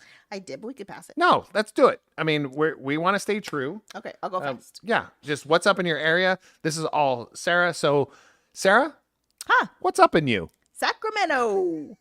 What's up in you? There's an International Kids Festival at Land Park, which sounded fun if you have children. And then midday music at the shop, which is local music during the day. Where? The shop In Seattle? in Sacramento. Oh, Yeah. I thought you said Seattle. Fresno has OmegaCon, What's up in you, Fresno? and Water Lantern Festival. That sounded nice. And then Seattle What's up in you, Seattle? had the Folk Life Festival, which I'll be honest, sounds really white. And then the Mopop was doing the films of Leica, I think it is. It's like Corinne. Oh. No, sorry, Coraline. Yeah, that. didn't we watch I know, that? that's what I was like, did we already see I that? think they're still doing that, but they're doing it on a cycle, and I think that cycle's been there for a minute. So I think they might be at the end of that. Okay. Because we were there. Because this one just started. It said May 24th through like August something. Maybe it's on a repeat every Yeah. summer or something. Yeah. Because we went about this time of year. Oh, yeah, sure. And then It obviously was really cool. Yeah. Really cool. it's Memorial Day weekend. So, don't work on Monday, drink a beer, get on the lake, Or get on drink a boat. a beer and work on Monday. Whatever Make those combination. choices. You make those Make decisions. goose choices, like Goose she said. choices. Goose choices. Go be Tispy. Goose choices. Is that all they have for That's all I have so far. what's going on? That's all I Oh, got. wow. Yeah. Okay. Shout out! Woo! I only have one. I have 4. Dang. Are you gonna say mine? Probably. I don't know. Maybe. But I have 4. So Mine's you the say your- clarinet. Oh, go 4. Okay. Because I'll still have 4. Can I say mine, then you say yours so I can go use the bathroom? Number 1 or number 2? Just number one. Oh. Okay. So yesterday, I get a call from CJ. Panicked. He's like, Ma. I said, what? He's like, Ma. I said, CJ, say more words. He's like, Mom? I said, CJ, what happened? He's like, I lost the clarinet. I said, excuse me? He said, I was at the store. I put the clarinet down so I could pick up something and I left it. I said, the F are you talking about, CJ? He's like, I said, well, let's call the store. He's like, Mariah's there now. Hold on. She's calling me. I'll call you back. I said, okay. He calls me back. Mom. I said, CJ, stop saying my name. I'm about to punch you. Mom, the clarinet's not there. I said, okay. I said, well, then you're not, because yesterday was graduation. He had to play at graduation. I said, well, then you're not obviously going to graduation because you don't have an instrument to play. And he's like, well, I'm going to ask Heinz, his teacher, if they have an instrument. I said, okay. He's like, Heinz said there's no instrument. I said, okay, I'm coming to get you. So I go to get him. And like halfway there, he's like, Mom, they have an instrument for you to use. I said, boy, today's not the day. You're testing my patience. I said, okay, I will pick you up, whatever. So then we get to the end of the night, band's over. I go pick him up. And he's like highly upset. He's like, I'm just so upset with myself. I can't believe I lost the clarinet. Also, if you have water coming out of your eyes, what anybody like put it in chat, whatever. If you have water, hold on. If you have water, like liquid from your body coming out of your eyes, is there a term for that? I think there's a term for that. He wasn't crying. He teared up. According to him, he wasn't crying. He teared up because he's like, I had it for 6 years. I can't believe I lost it. I'm just so upset. And I'm like, I understand. We're like, we know. I was also upset because it wasn't friggin' cheap to get this clarinet. No. So as he gets in the house, I told Scooter, don't mention the clarinet right now. He's really upset about it.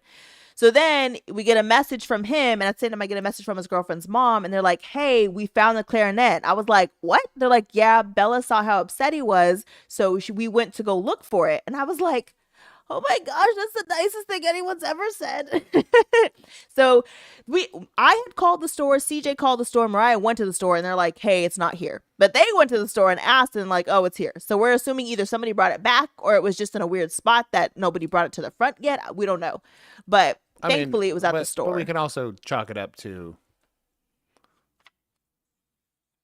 what? Bella and her mom's white. Are they? I don't know what they are, honestly. but they're wonderful. That's what they. I mean, wonderful. But they That's didn't know. What I meant. They didn't know That's I what wasn't. They knew Mariah wasn't. They did know Mariah wasn't. No. Anyway, so we were so happy, and I said, "Thank God," because I don't know what you're gonna play next year. Air clarinet, and he's like the leader of one of the groups, so he has to have. No, he's not a leader of the group. He's leader of all. He's the captain of woodwinds, right. Not just one group. Right. All the groups that have all the stuff that you blow in with a reed. Yeah.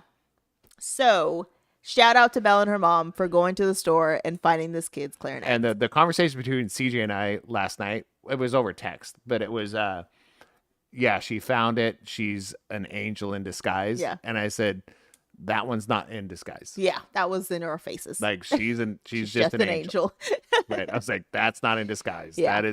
That is somebody that you don't take lightly. Right. Right. That'll do something for you just because they want to. Yeah. Because they care about you. Because the funny thing is, I was going to call too after I picked him up. I was like, I'll just call again and see if maybe someone dropped it off.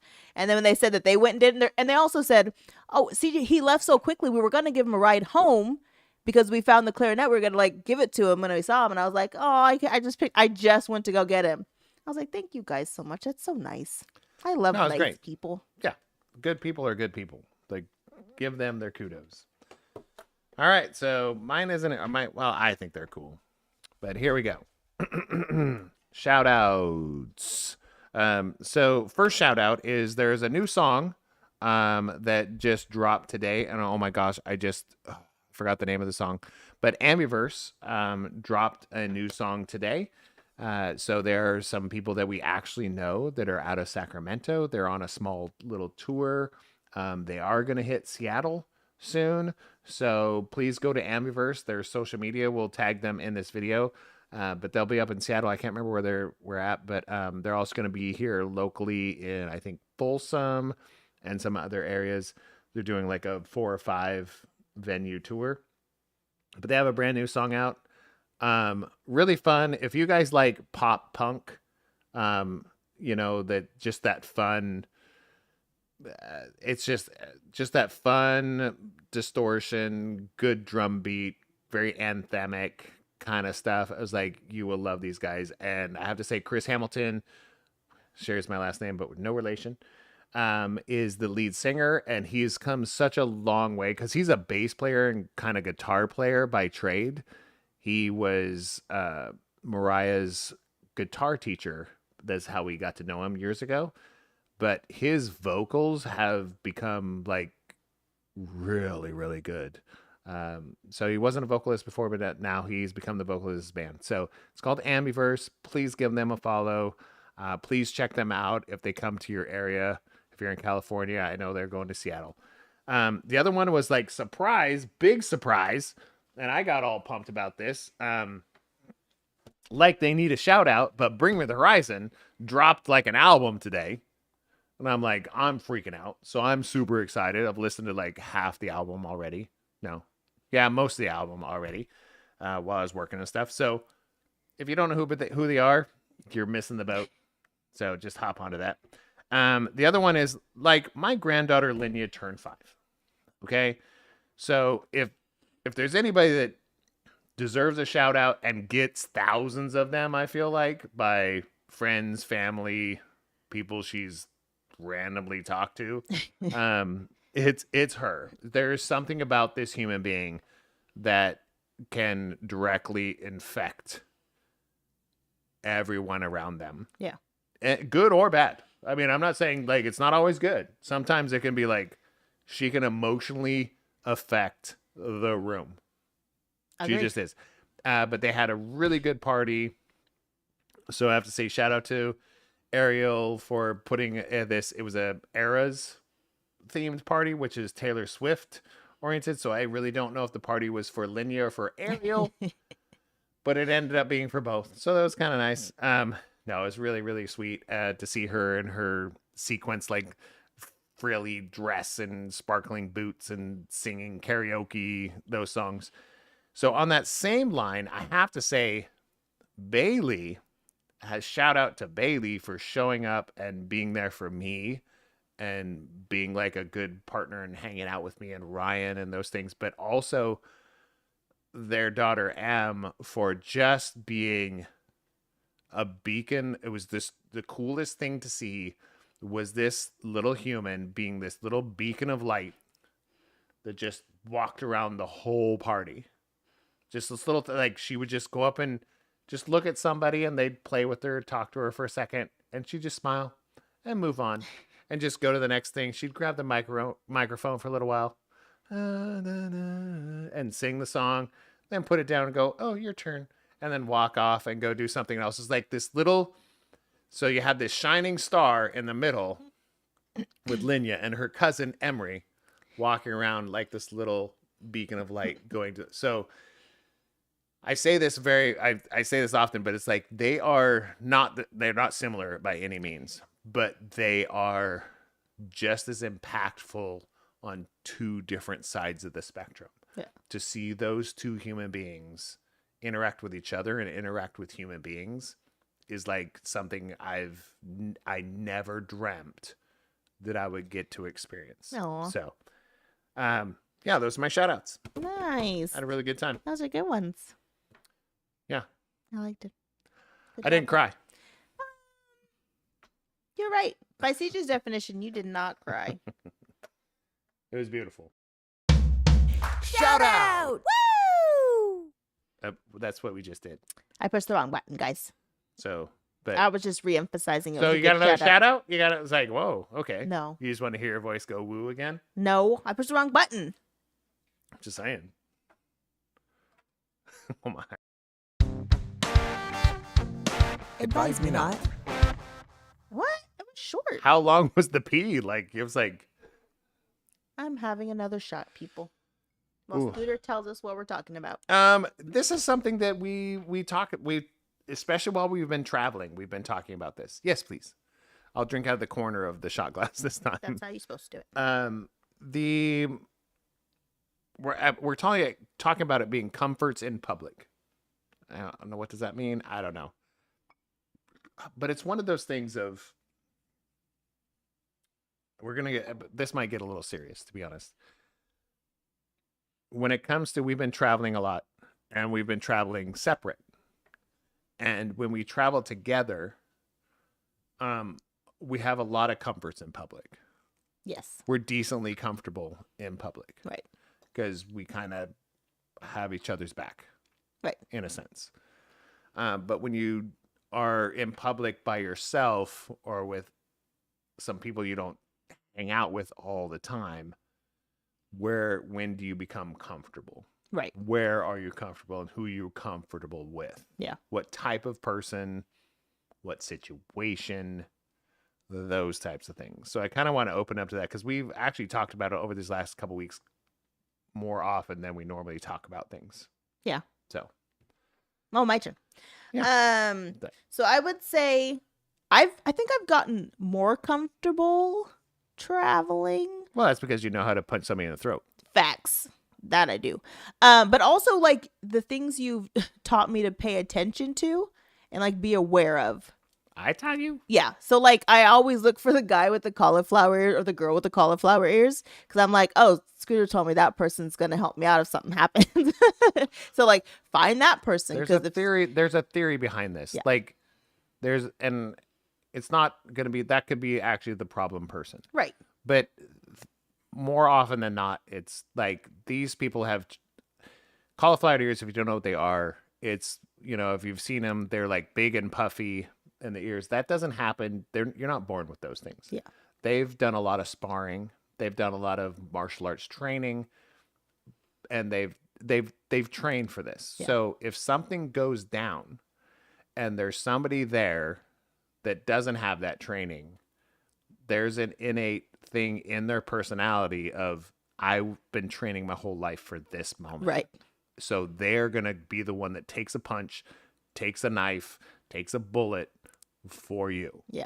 And when it comes to military, look Right. for the military people. Yeah. Like look for the haircuts, look for Right. the high-end tights. You know, look for military uniforms, people that have served those, because that's literally built into their system. Yeah. So, and it's also when you go into a bar and shit goes down, those are also the same people you don't pick a fight with. Right. You know, because if you push them too far, you just all of a sudden wake up the next day. Yeah. That's what you little nap time. Just take a nap. That's fine. I was like, broken jaw, broken arm. Yeah. Just take a little nap. Want to go night night? But so like before we went to New Orleans, there were so many groups and things and people are like, you just have to pay attention, you just have to be aware because it gets really scary out there. And I'm like, but scary compared to what? Because Right. I've been in Northern California, so I know But scary. it's like, I've been, scary compared to what? I've been black my whole life. Right. I've been to So- some areas in Northern California where I'm like, this feels sketch. Yeah. And I don't feel safe here. But there wasn't a time that I remember walking around. When you walk around there, I was like, I don't feel safe. And I remember being at dinner and Christina asked me, she's like, when you go to a restaurant like this and you see where like 99% of the people here are like people who are not necessarily eating, but who are waiting and seating and all that stuff are all black. Does that make you feel more comfortable? And I was like, yeah, like a lot. You know how rare it is to go anywhere where you see people who almost like 90% of the people look like me? Like it's, unless I'm like in Atlanta or somewhere in the South, it's just not common. So it's nice to see. And also like we were in Disney, we went to Disneyland, we were out to dinner and there was that whole group of table of like, it felt like executives or something. And they were all dressed up and it was like, because sometimes, a lot of times, Black people are seen so much as like they're baggy pants and like they have slang and they're anyways and like the super long nails. So to see professional people and I'm like, yes, this is I don't know if you explained it enough because all those people were black. Yes, sorry, they were all black. I don't know. I guess I just skipped that part. So when we watched it, it was a very high end steak and seafood restaurant that was very close to Disney. But realistically, most like 9 out of 10 people that came in there were black. Yeah.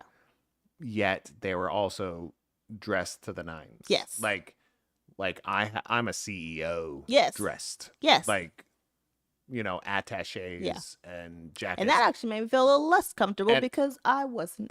But I was sitting there and all you heard out of their verbiage was business. Yes. Business.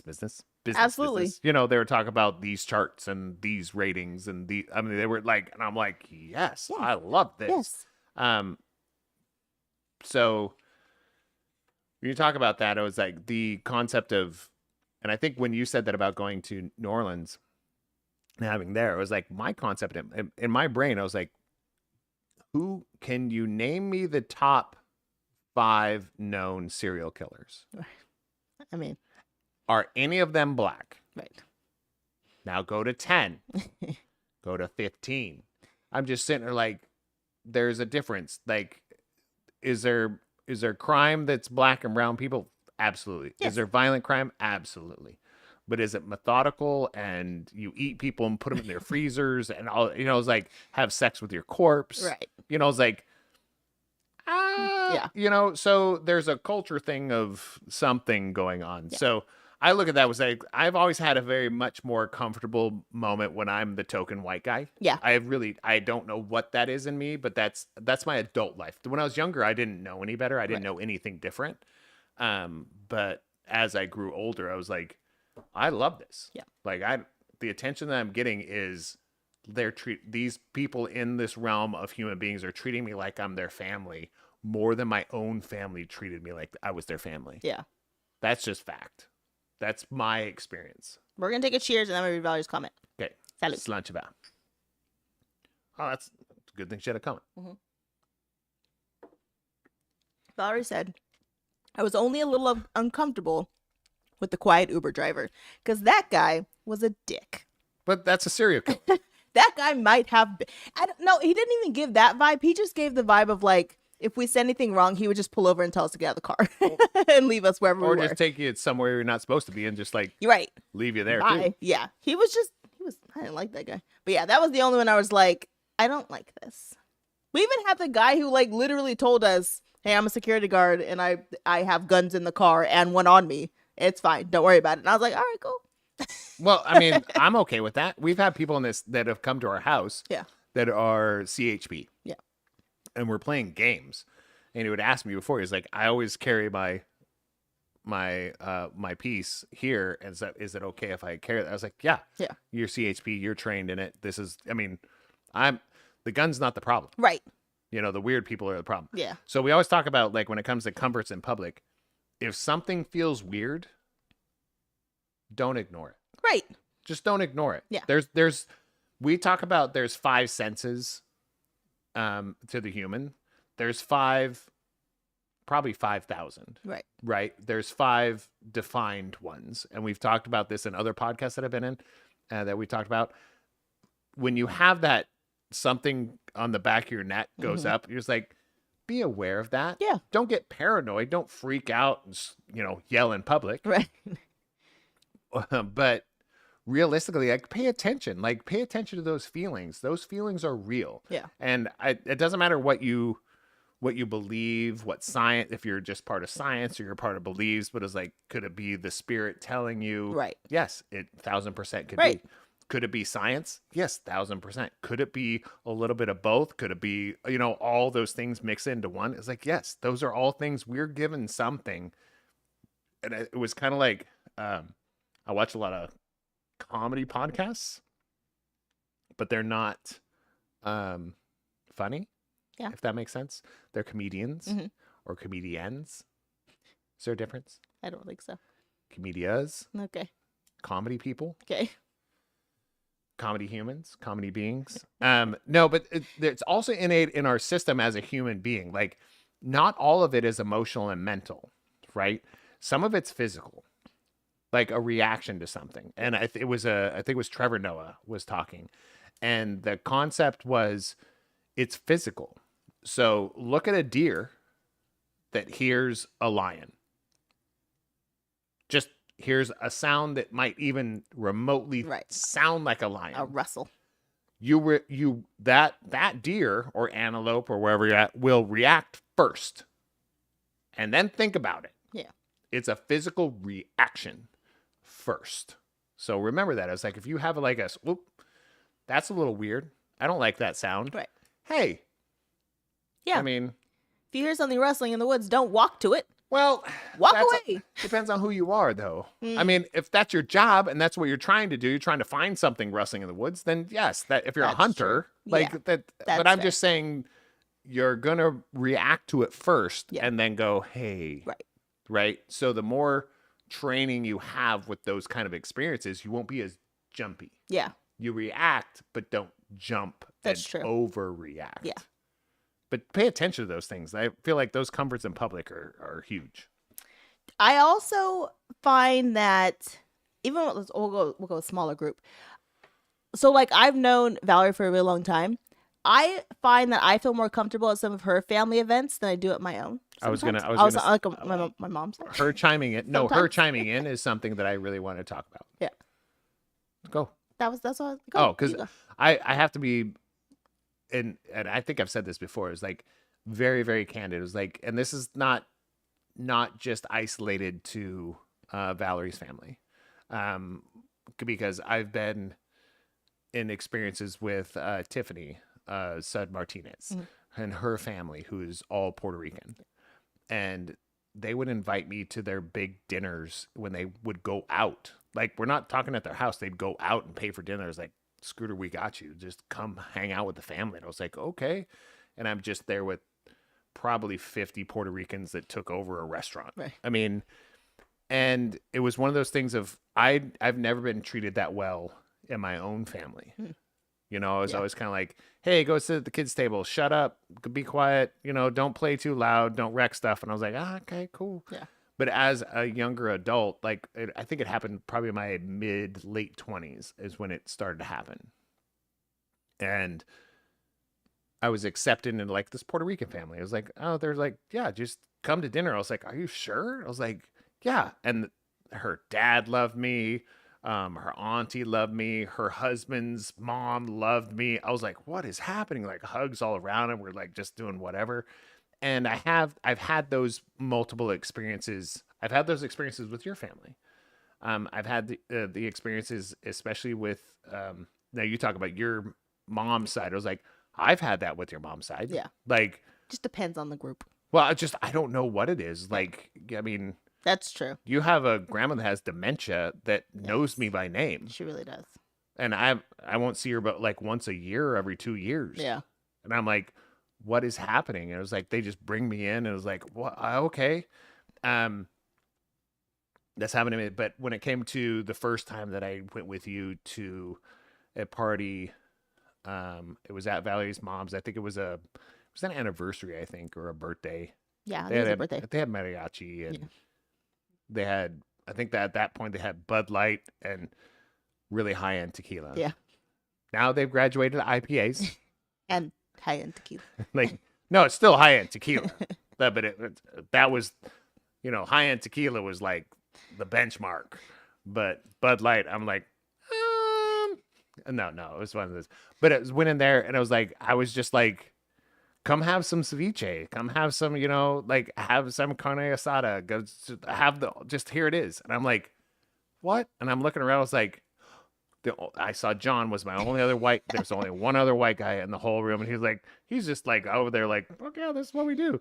You know, I was like, okay, you know. So, my personal experience as being a 50-year-old man that's from Montana, I have been accepted more into families that are non-white than white. Interesting. And that is just fact. Yeah. That has been my experience. So interesting. Since I was probably mid late 20s. So a good 20 plus years. Yeah. Showing your age there, man. Well, I'm just saying, it was like, before that, it was a different situation. Yeah. I was basically, there was nothing but white people, I feel like. I was only allowed to be around white people, I feel like, in the situation I was in. So, yeah. I also find it very uncomfortable when people that I'm with are like really loud. Because I feel like I get loud, but I don't find again, nobody finds themselves that loud. But like sometimes when we go places and people are like really loud and it's not that loud of an environment, I'm like, I don't like the attention on me. No, but this is really awkward. Okay, but loud at you or just loud in general? Just loud in general. Okay, but the attention's not on you if you're not loud. No, but like the people I'm with, if the people I'm with are loud. Oh. Yeah, like sometimes when you're supposed to whisper and you don't, and it's a quiet place, and I'm okay like, with that. People are looking at us now because you're loud. Shh. Yeah, I can do that. But like even that one time we went with Will, And we're at a restaurant, and Will's just a loud person. Yeah. And I was like, Will, you can't be loud and say so many F words. I like my psyche, my body can't take this. I'm dying on the inside. Stop it. Come on. Like, if there's anybody in my life right now, it's Will that could do voiceover. Yes, He but could- but you know what I mean? Oh, Like, totally. but you don't care. You're just I like, don't- yeah, this is great. Well, I'm it's just like, Will. oh. I was like, I just feel like if somebody's not okay with this, I would never shush Will. I Him would and- never be like, hey, Yeah. you're too loud. and nobody's gonna shush him either because No, he's not. he's a big guy like me, and like now we got two big guys that are kind of loud. Yeah. People are gonna go, hey, you're being a little loud. We'd probably say, oh, I'm really sorry, I know. sorry about that. Can we have another? Can we have another shot then? Like that's how we'd be. And I was like, there's like, you're not. Can you be a little quieter? Oh, totally. We'll start whispering. Like that's, but our intentions are not to be loud and boisterous and offensive. Yeah. But sometimes, and we're not offensive. No. But we're just loud. Yes. You know. Christina So- was saying, she said, Valerie's family makes everyone comfortable. And she said, my husband's mom is super loud. I'm always telling her to quiet down. I mean, but that's me. Yeah. That is me. It was like I don't know how to whisper. We talk about this almost. I have meetings with school districts and stuff like that. But what's so funny is the people that are usually in charge. Like we're talking about the good people that are in charge, and we're talking about like good principals, good administrators, good superintendents. They're loud. Yes. They're loud. They're loud. Right? Yes. They are. Everyone that we know, every superintendent that we know that's a good superintendent, That's not the true. bad ones. Yeah. The good superintendents, the good administrators, the good principals, the good site advisors for They all are schools. loud. They're loud people. Huh. Because I mean, your dad is an amazing administrative, He's like loud. but he's loud. Right? I was just like, no, it's not like they're not yelling. No, they just but have they loud have voices. Yes. you know, it's like I gotta listen. Yeah. Right. So I feel like that's it could be a hindrance for Yeah. sure. And I'm loud at like if you get me and my siblings together, we're loud, but we're not loud in public. Because if we all go to a restaurant, I mean Becca's still loud, but like most of us are like, oh, that's really loud. We should But, like, keep it down. You are loud when you let's look at this comforts in public. If you are comfortable in the situation in public, Yeah, if you were comfortable, that's true. you would be loud. Maybe. Now, you would be. You've been loud. When? Like, how many times do we get that? Here's the number one most said thing about this podcast. What is it? I didn't know Sarah had that many words. I didn't know Sarah talked that much. I didn't know she had opinions on these things. I didn't know she was that loud.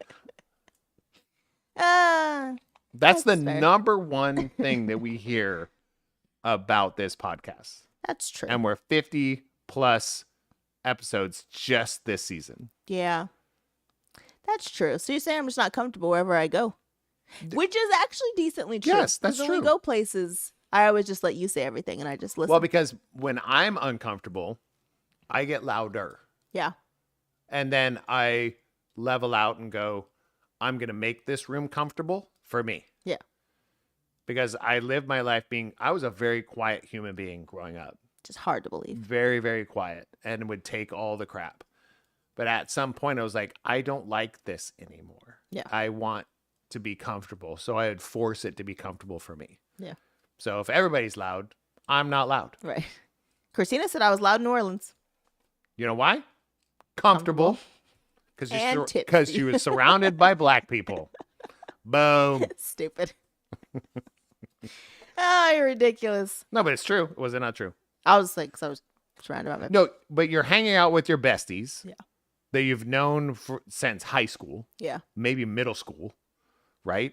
And you're surrounded by food, culture, black culture, immigrant culture, people that have seen some shit and they're not like trying to get something over on you. Yeah. That's comfort to me. That's fair. That's comfort to me too. Yeah. Like some of my best moments have been around people that don't even speak my language. Yeah. Because we don't need to have that kind of communication. We just know like we're having a good time. Yeah. Because when I go, like, if I'm going by myself, like, for work or something, I'm on a work trip. If I'm sitting at, like, the bar waiting for my food, I'm not loud. I'm not even talking to anybody. I'm, like, in the bubble. There's a lot going on. And I I'm the don't want to same. talk to anyone. Like, I know that sounds weird, but I don't talk to people. That seems weird. When I'm by myself, I don't talk to people. Interesting. Because I was like, well, by myself, like, I'm not needing that. Like, I'm not needing, like, I already did people today. You need the interaction. Yeah. If I don't need the interaction, I'm going to be cordial. Yeah. And be very nice. And figure out a little bit higher than small talk. Like, More than weather. like medium. It's kind of like when you get a small, medium, large. Yeah.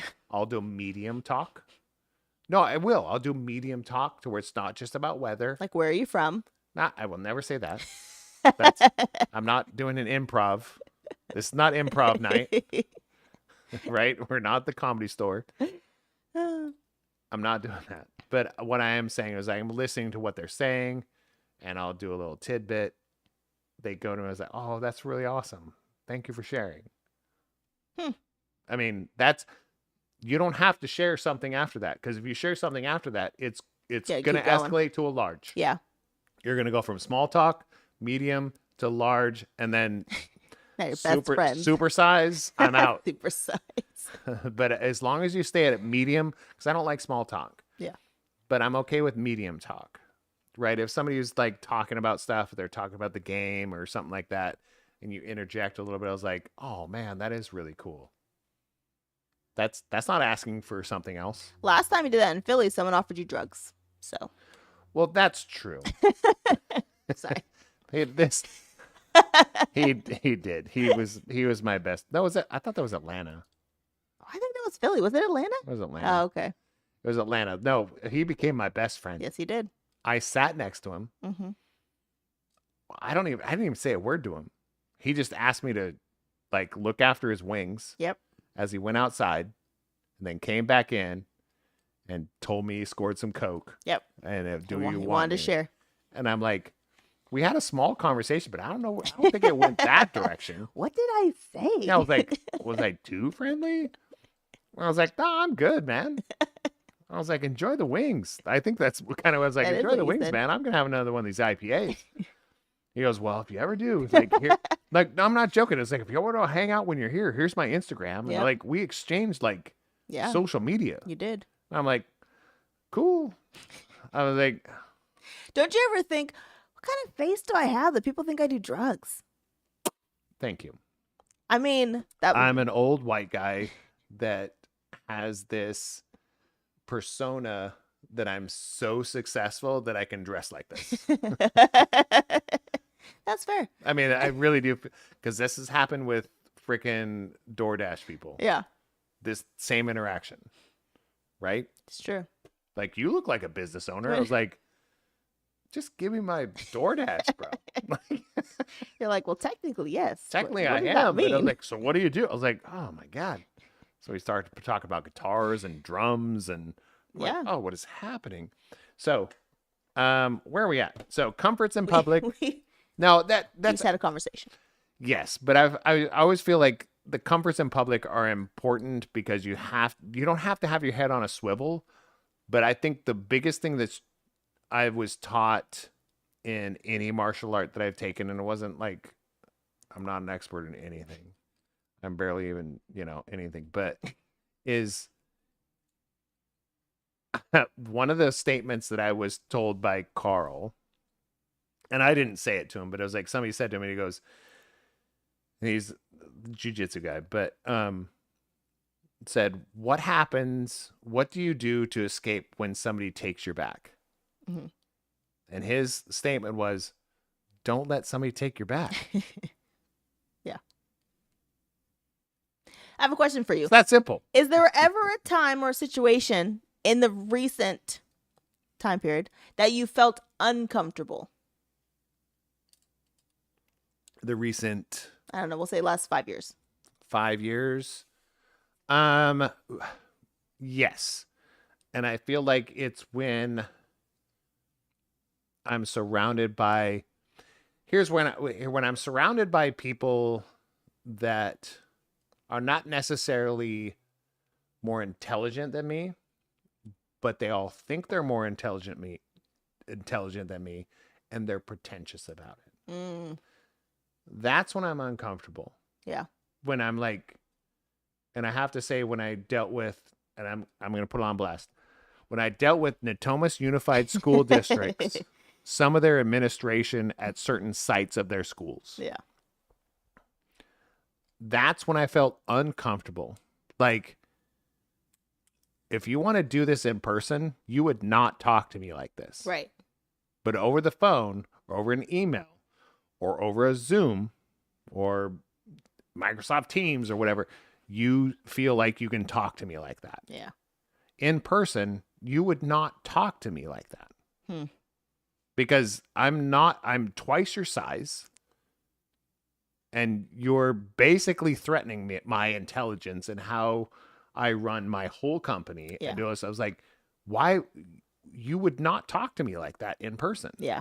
Oh, You man. are the troll Yes. that you're trying to teach your third graders not to be like, yet you're teaching them to be like that.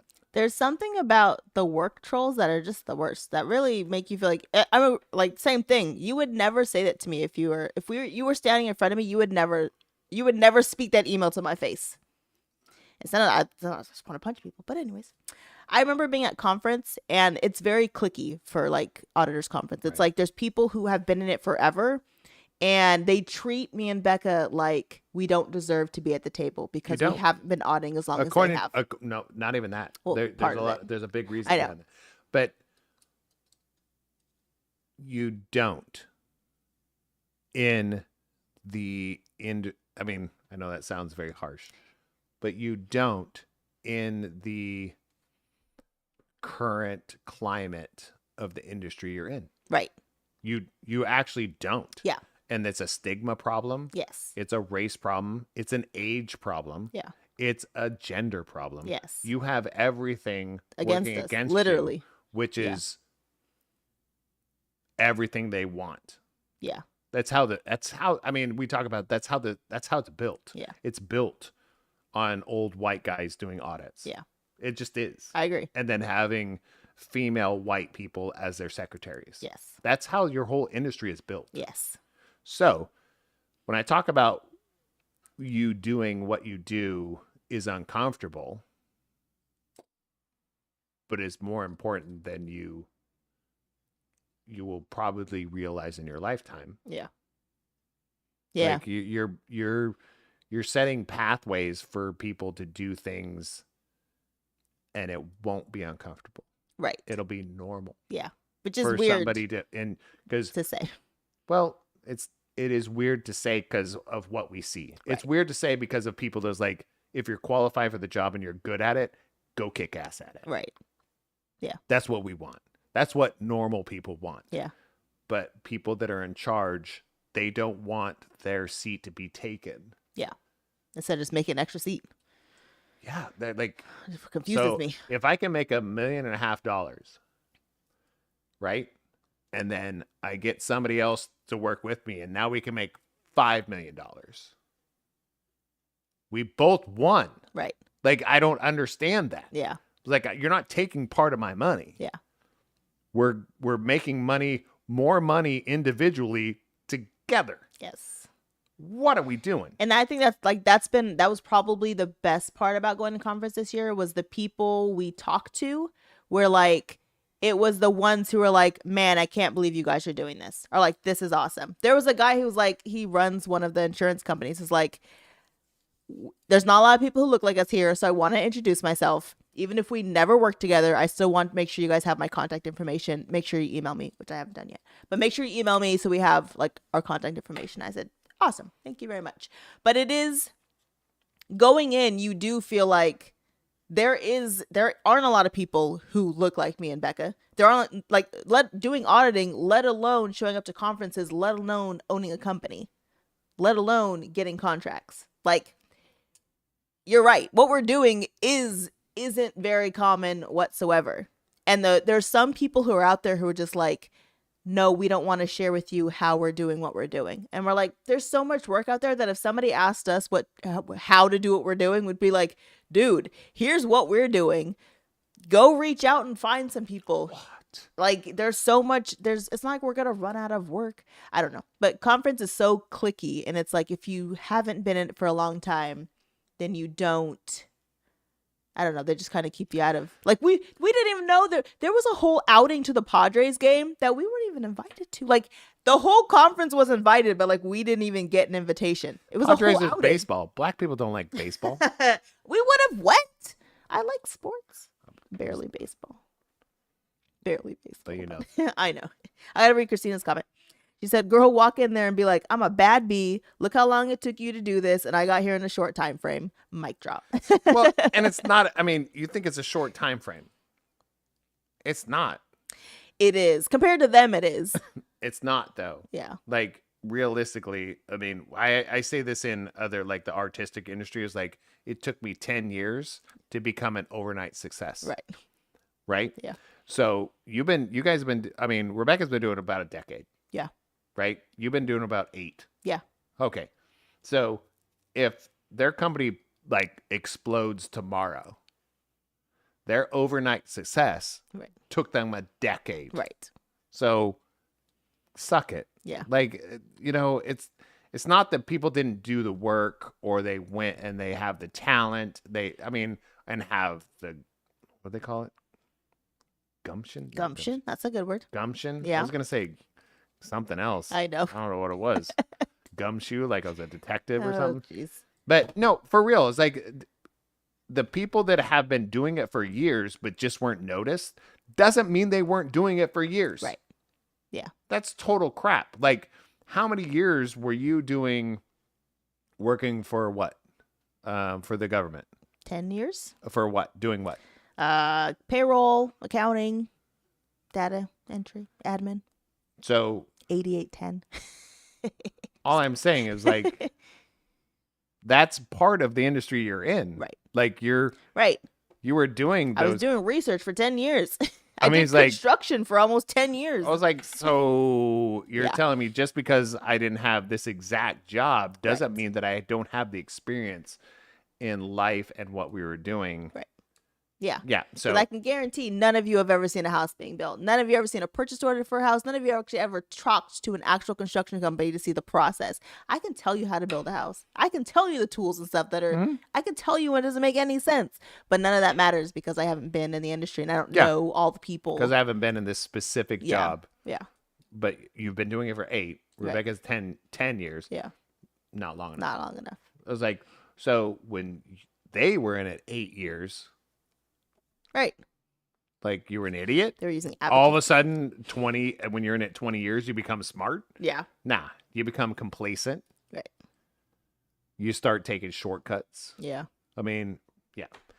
So what was the topic again? Well, it was about feeling comfortable, and I was talking about being comfortable at conference. No, I feel like that's Yeah. very, very important. Like comforts in public. I was Yeah. like, I feel like being surrounded by the people that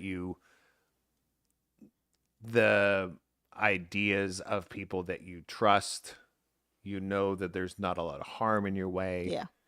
And it could be business wise, could be physical, could be any of that kind of stuff. Yeah. I feel like that's extremely important.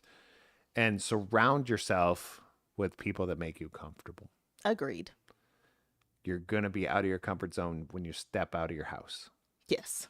So surround yourself with people that you're comfortable with, but also you don't have to keep your head on a swivel, but be aware of your surroundings. Yeah. And that's not just like, I always talk about it in like that fight aspect. It was like, if I see a shadow, who's behind me? Yeah. Right.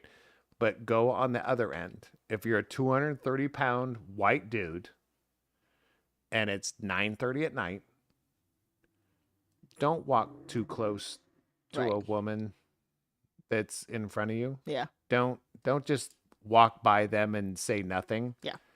Yeah, I mean, you could go across the street, go across it, goes, "Hey, I'm coming by you." Right. I mean, if you On said your left. yeah, it's like on your left, they'd be like, "Oh, okay." Yeah. Instead, or you could walk by and breathe real heavy, Right. and I'm like, and try and be quiet with a hoodie over Yeah. your face, and I was like, Yeah. because that's what they're thinking, Right. and you got to put yourself in the other person's shoes. Yeah. So realize who you are in society before you decide to make those interactions with people. I'm reading 2 comments. So Christina said, 10 years is still a short time frame in business terms. Way to go. And I like being around people who make me uncomfortable because it makes me grow. I know, Scooters. That He's I got had a quote. I had a quote. Has a quote. Thank you, Christina. I cannot thank you enough for that, because I have a quote, and I even know who it's. This is not a joke.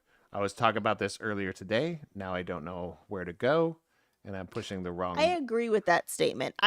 There's a There it point is. where I don't mind being uncomfortable because I know it's going to make me better. Like, again, conference, it's the first time because Bailey went last year. So usually I end up going to conference like by myself, and I'm networking by myself. And for me, it's like it's so uncomfortable. But I know it's only going to make me better. And it's going to make me, I don't know, get out of my shell more because I don't have a choice.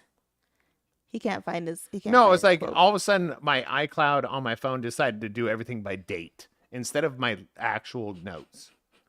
What the Friggin' iCloud. frick is Apple's happening? lame. Okay, I found it. What was it? Okay, so before I'm not going to tell you who said this until the end. Okay. It says, but I'll tell you who said it at the end. And if you don't know who this person is, you need to look him up. Oh, it's a him. So, I want to be out of my comfort zone because I think that's when you find your most authentic self inside of a situation. Ooh. So, let me repeat that. One more time. I want to be out of my comfort zone because I think that's when you find your most authentic self inside of a situation. It's good. Who said it? Teddy Swims. Oh, nice. Teddy Swims. Can you sing a Teddy Swim song for us? No. Okay. Can you? No. Can you go Megan Trainor? We can do a duet. Oh, yeah. You want to? They have a duet. They do. So he's a vocalist, not up and coming. He's made it. Yeah. But it was an interview with him and Bert Kreischer. So it's one of those things like you got to know. Yeah. Like you got to step out of your comfort. Yeah. But be safe. Yeah. I mean, But yeah, it's good for you. it's good for everyone. Christina said she'll go with me next year to conference, and I'll leave with new friends. That's the plan next year. Bring team. She usually brings me. Yeah, but gets real bored real quick, or he got hungover last time. Well, I can't drink tequila like Sarah. Okay? I drank the same amount of tequila that Sarah did. I couldn't function the next day. She was up and at conference by 8. I had to go to conference. You can't miss it. All I'm saying is like, so I can't move. And you're at conference. But yeah, it's like she has like Rebecca used to be that person. Yes. She just has missed a couple conferences. She's had babies. Yeah, she's had babies. Oh, goodness. She's been a little recluse Yeah. over the last few years. She's getting up of it. So Yeah. Anyways, good conversation, love. conference in public, baby. Do you want to do one quick mini game We can, but I got to tinkle because you got to tinkle in the middle of the podcast, but I didn't.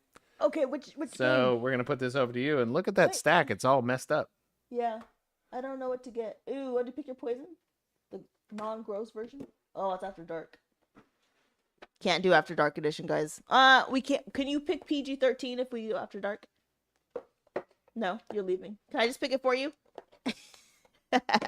All right, real quick. So pick your poison is literally a game where they have like choices. So you go with A or B. Like this one, I'll just go the first two. Drink a pint of someone else's vomit. Disgusting. Or post a family photo on Facebook where everyone is naked. Listen, I'd have to go naked because we'll say me and Scooter are a family because I'm obviously not posting pictures of my kids naked. But I'm not drinking anyone's vomit. It's just not going to happen. That's the grossest thing I've ever read. And the sad thing, that's not even like, that's mellow compared to these cards. It gets so disgusting. No. Ew. Maybe. Oh, they're so gross. I don't know if I could do it, guys. I'll read another one, but we won't use it. Have someone snip your Achilles tendons with garden shears. Ugh, it's so gross. I couldn't do it. All right, let's see. What else do we have? No. Cut off one of your ears with a pair of children's safety scissors. That seems, I don't. Ew. Eat a 6-ounce portion of scabs. Who comes up with these things?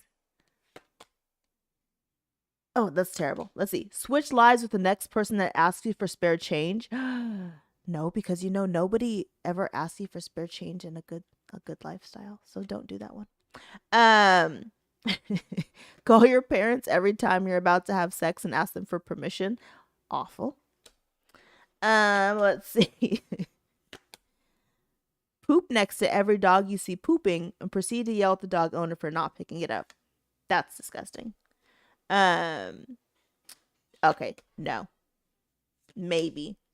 Ew. No. I'm just reading cards. I'm deciding which ones we're not going to go through.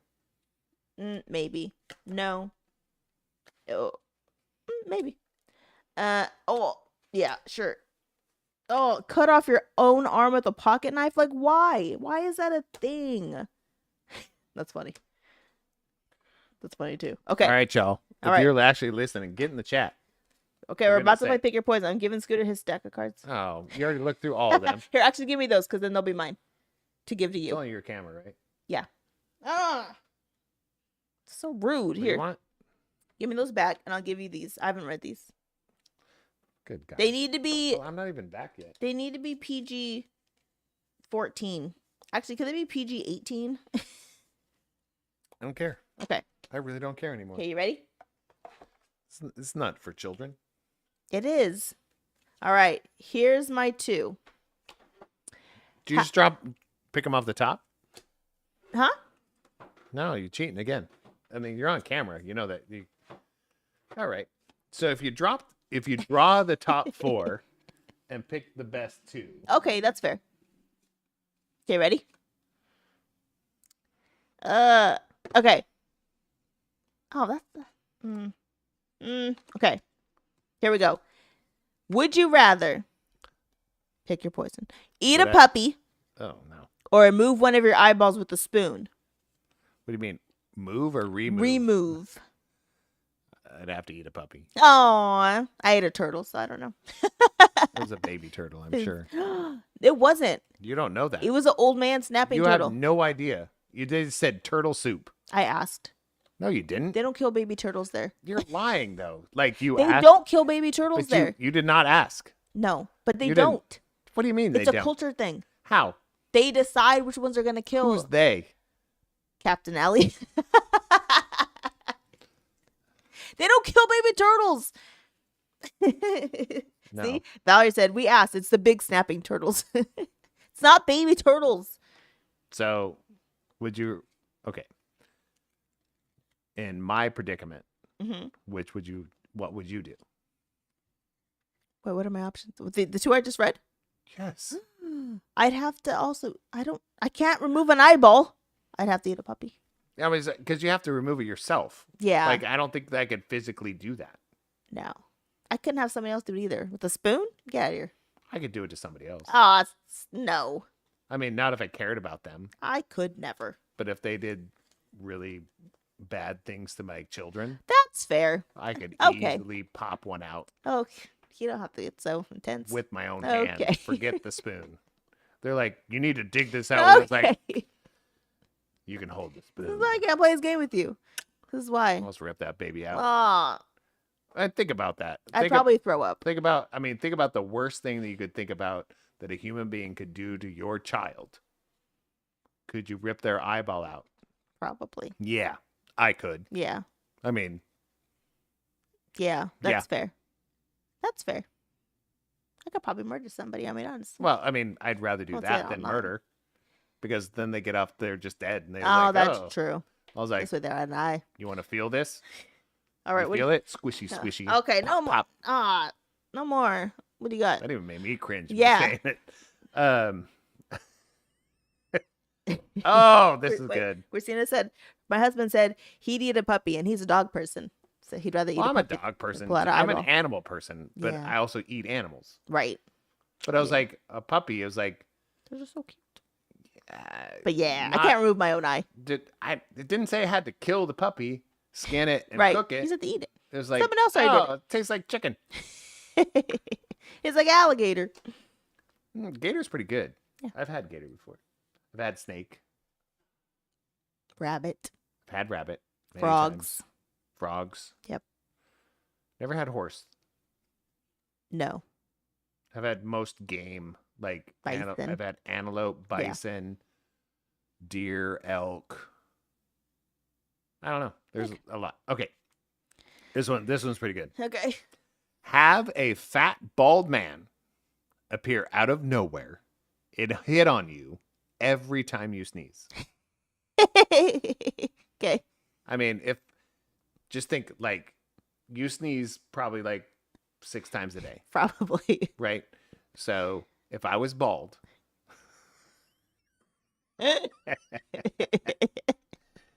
every time you sneeze, it's like, oh baby, here I come, fat old guy, rup, rup, Stupid. rup, waddling in. What's my other option? Like my thighs are chafing. Um, Oh gosh.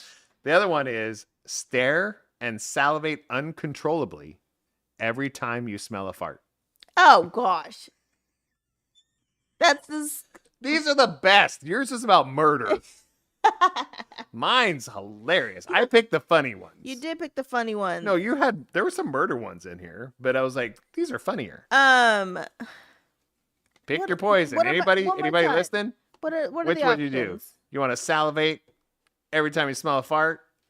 Or every time you sneeze, a fat bald guy appears, just bloop, and hits on you. It's like, hey there, Sneezy. I'd have to go with the sneeze. You want a little bit more pepper? How do you feel about just right? They just get out. No, they get out the pepper grinder. They go, Oh gosh. tell me when. Every time you sneeze, he shows up and he's naked. A big fat naked That's guy. not what it says. No, come on. Think about this. Every time you sneeze, a big fat naked guy, bald, with a pepper grinder and goes, No. tell me when. No. And the problem is when he does that, every time you sneeze, he appears. Oh god. It's like you're kind of screwed. You're in a loop. Okay. It doesn't say he's naked, so I'm gonna go. In my version, he has a pepper grinder and he's naked. He looks like what's the guy from Peter from Family Guy? Is it Peter from Family Guy? Peter Griffin. Okay. That's who I see with a pepper grinder. And he just goes, tell me when. Christina said I'd be annoyed, so I'll take the farts. I Come on. no, I can't salivate That's over hilarious. farts. Woo. They smell like roses. I'll have to take the hit on one. I can't. Farts are icky. I mean, I'll get a pepper grinder. You're so stupid. I'll be ready next Oh, time. gosh. Next time we hear achoo, because that's what you sound like. You sound like Luigi. Aw. You sound like Luigi from Super Mario, which is Luigi Mario. Luigi Mario. You yeah. sound like him sneezing. What happened? What happened? I do. Achoo! Achoo. Okay, you ready? Here's your 2. Oh no, I have to pick more. Be forced to shout "God isn't real" at every person who blesses you after a sneeze, I'm okay with that. or have your phone number published in a phone sex hotline ad. Well, that'd be funny. But I think that would get annoying. Well, yeah. What's the lady who kept calling you? Yeah, Barb. It was like, hi, this is Barb. She called me for like 2 years straight, like once a month. What you wearing? No. What do you want me to be wearing, Barb? No, but like for 2 years straight, like probably once a month. Hi, this is Barb. I was just checking in and seeing how things are going. You know, the family's doing this. And I kept like texting her, calling her back, going, I don't know who you are. Like have fun. I'm not, thank you for checking in, but this is not who you think it is. Yeah. Next month.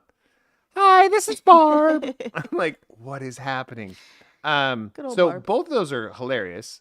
The phone sex, what is it called? Have your phone number published in a phone sex hotline ad, or be forced to shout "God isn't real" at every person who blesses you after a sneeze. I think I would enjoy that one. The God isn't real. Yeah. Just because if you know me, you know, I mean, because the people that would know that know me would laugh. Yeah. They were like, this dude's funny. The people that didn't know me would be so offended. Yes, they would. Would be so offended. Yes. Because they don't get the joke. Right. Right? Yes. So I think I'd have to choose that because I think that'd be more fun. The other one sounds really fun too. For like 30 days. Any longer, you're like, that's too much. No, I'm good. What? Why? Nah. It's too many phone calls. Oh, yeah, the phone call. But Yeah. the bless you part? Yeah, no. But if they said it to me, because it's Right. every time they say it to me. Yeah, so then say Not in- bless you. Yeah. And I mean, I sneeze often enough, but Yeah. if somebody said it was like, God isn't real. But could you imagine like any of my family or close friends, they'd be like, they would laugh. They would laugh. They would laugh. Anybody that doesn't know me would be super offended. Yes. And I think that's hilarious. I think it is also. Yeah. I would love to see you I'm do going to that. start doing it. I- I'm going to try it once. Oh, gosh. I can't be there. I'll be so uncomfortable. I'm going to try it once. Because I know if I did it around my close family, they would think it's hilarious. Yes. But I feel like I need to try it with somebody that's like not- Adjacent. Yeah, like friend adjacent, like friend of a friend. Oh, like Ben. I think Ben would laugh. Ben would Ben laugh. would laugh. But I'm saying like friend of a friend. Like, Oh, gosh. I Yeah. can't be there. I'd be so uncomfortable. I would shrink. could you imagine? God, is it real? I couldn't do And it. I could pull off. I the know. straight face so I know. well. Oh. All right, what are mine? I'm going to tell you right now, God isn't real. Even then, I wasn't very straight I faced. I felt it in my cheeks. I couldn't sit next to you. I think it's. All I right, think last I'm one. gonna What you try got? it. Oh, it's my turn. Yes. Oh, I didn't even look at him. Oh no, I'm not even putting that in the universe. Oh, good. Oh, that sounds hot. All right. Here's the two. Oh, Here's gosh. the two PG. I don't like when you something. laugh like that. Well, the one that I didn't say was. You said you weren't gonna say it. No, I would say it. I just don't want to ask. Oh. Like, it was lose your sex organs. Oh God, Like, yeah, right. Like, what? that's terrible. What's the point of living? So. All right. Oh so- gosh. These are real options Okay. in your life right now. Okay. Wear a ball gag for the next 72 hours. Okay. This is not PG-13. It's yes or no. No. Oh, okay. Or pretend you're a cat and give someone in the room a tongue bath. Well, you're the one in the room. It's literally why I asked the Is question. that why you picked those two? Awful. Awful. Best two I've ever seen to put together. 'Cause 72 either way- hours. Either way, something awesome is gonna happen. Something awesome. Yep. I might Wait. have to activate the sex line on my phone if either one of these. I'm just saying. My OnlyFans is gonna be on fire. You're stupid. These are terrible. I don't want either. I mean, you chose the game. Well, because I You thought handed me the I card. said PG-13. I understand, but you literally chose the game from a whole realm of It was games the quickest. and handed me the cards. I tried So- to edit them, and you didn't want the All ones I'm I saying- sent. Or What are you choosing? the other one was, I mean, there's other things, corkscrew through the belly. Oh, I'm like, no. I was like, I felt these were more fun Yeah, than violent tearing people into pieces. I agree. That's all. I have to answer that, right? That's literally the game. Like, it's the game you chose. Again, the game you chose. You're choosing not to play because the questions are too difficult. Yes, Can you just say both? both. You're gonna do both. Yeah, So how are you gonna give something? I knew you were gonna say that. with a gag in your mouth. So the first 72 hours gag. No, and then the I'd second have 72. to. I'd have to be the cat. You want to be the cat? Yeah, it's just a day, right? No, just what? No, the gag is 72 hours. Okay, the cat's This forever. one is give someone in the room. No, it said give somebody in the room a tongue bath. Okay, I'll do that one. Sweet. You're not gonna like it.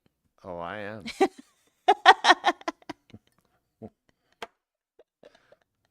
You're so I am freshly bathed. And I'm going to be rebathed. stupid. Ew. No. Well, thanks, guys. Thanks for joining us. I don't know if anybody wants to watch this anymore, Oh, but that's gosh. fine. That's fine. It was. We're good. going to enjoy the evening. Yes. We hope you guys did too, because we're going to try and do this more often. We do actually really care about you guys. Anybody that watches this, not just some rando that wants to be a troll, but 95% of the people that pop in here, we actually do really care about you. Yes.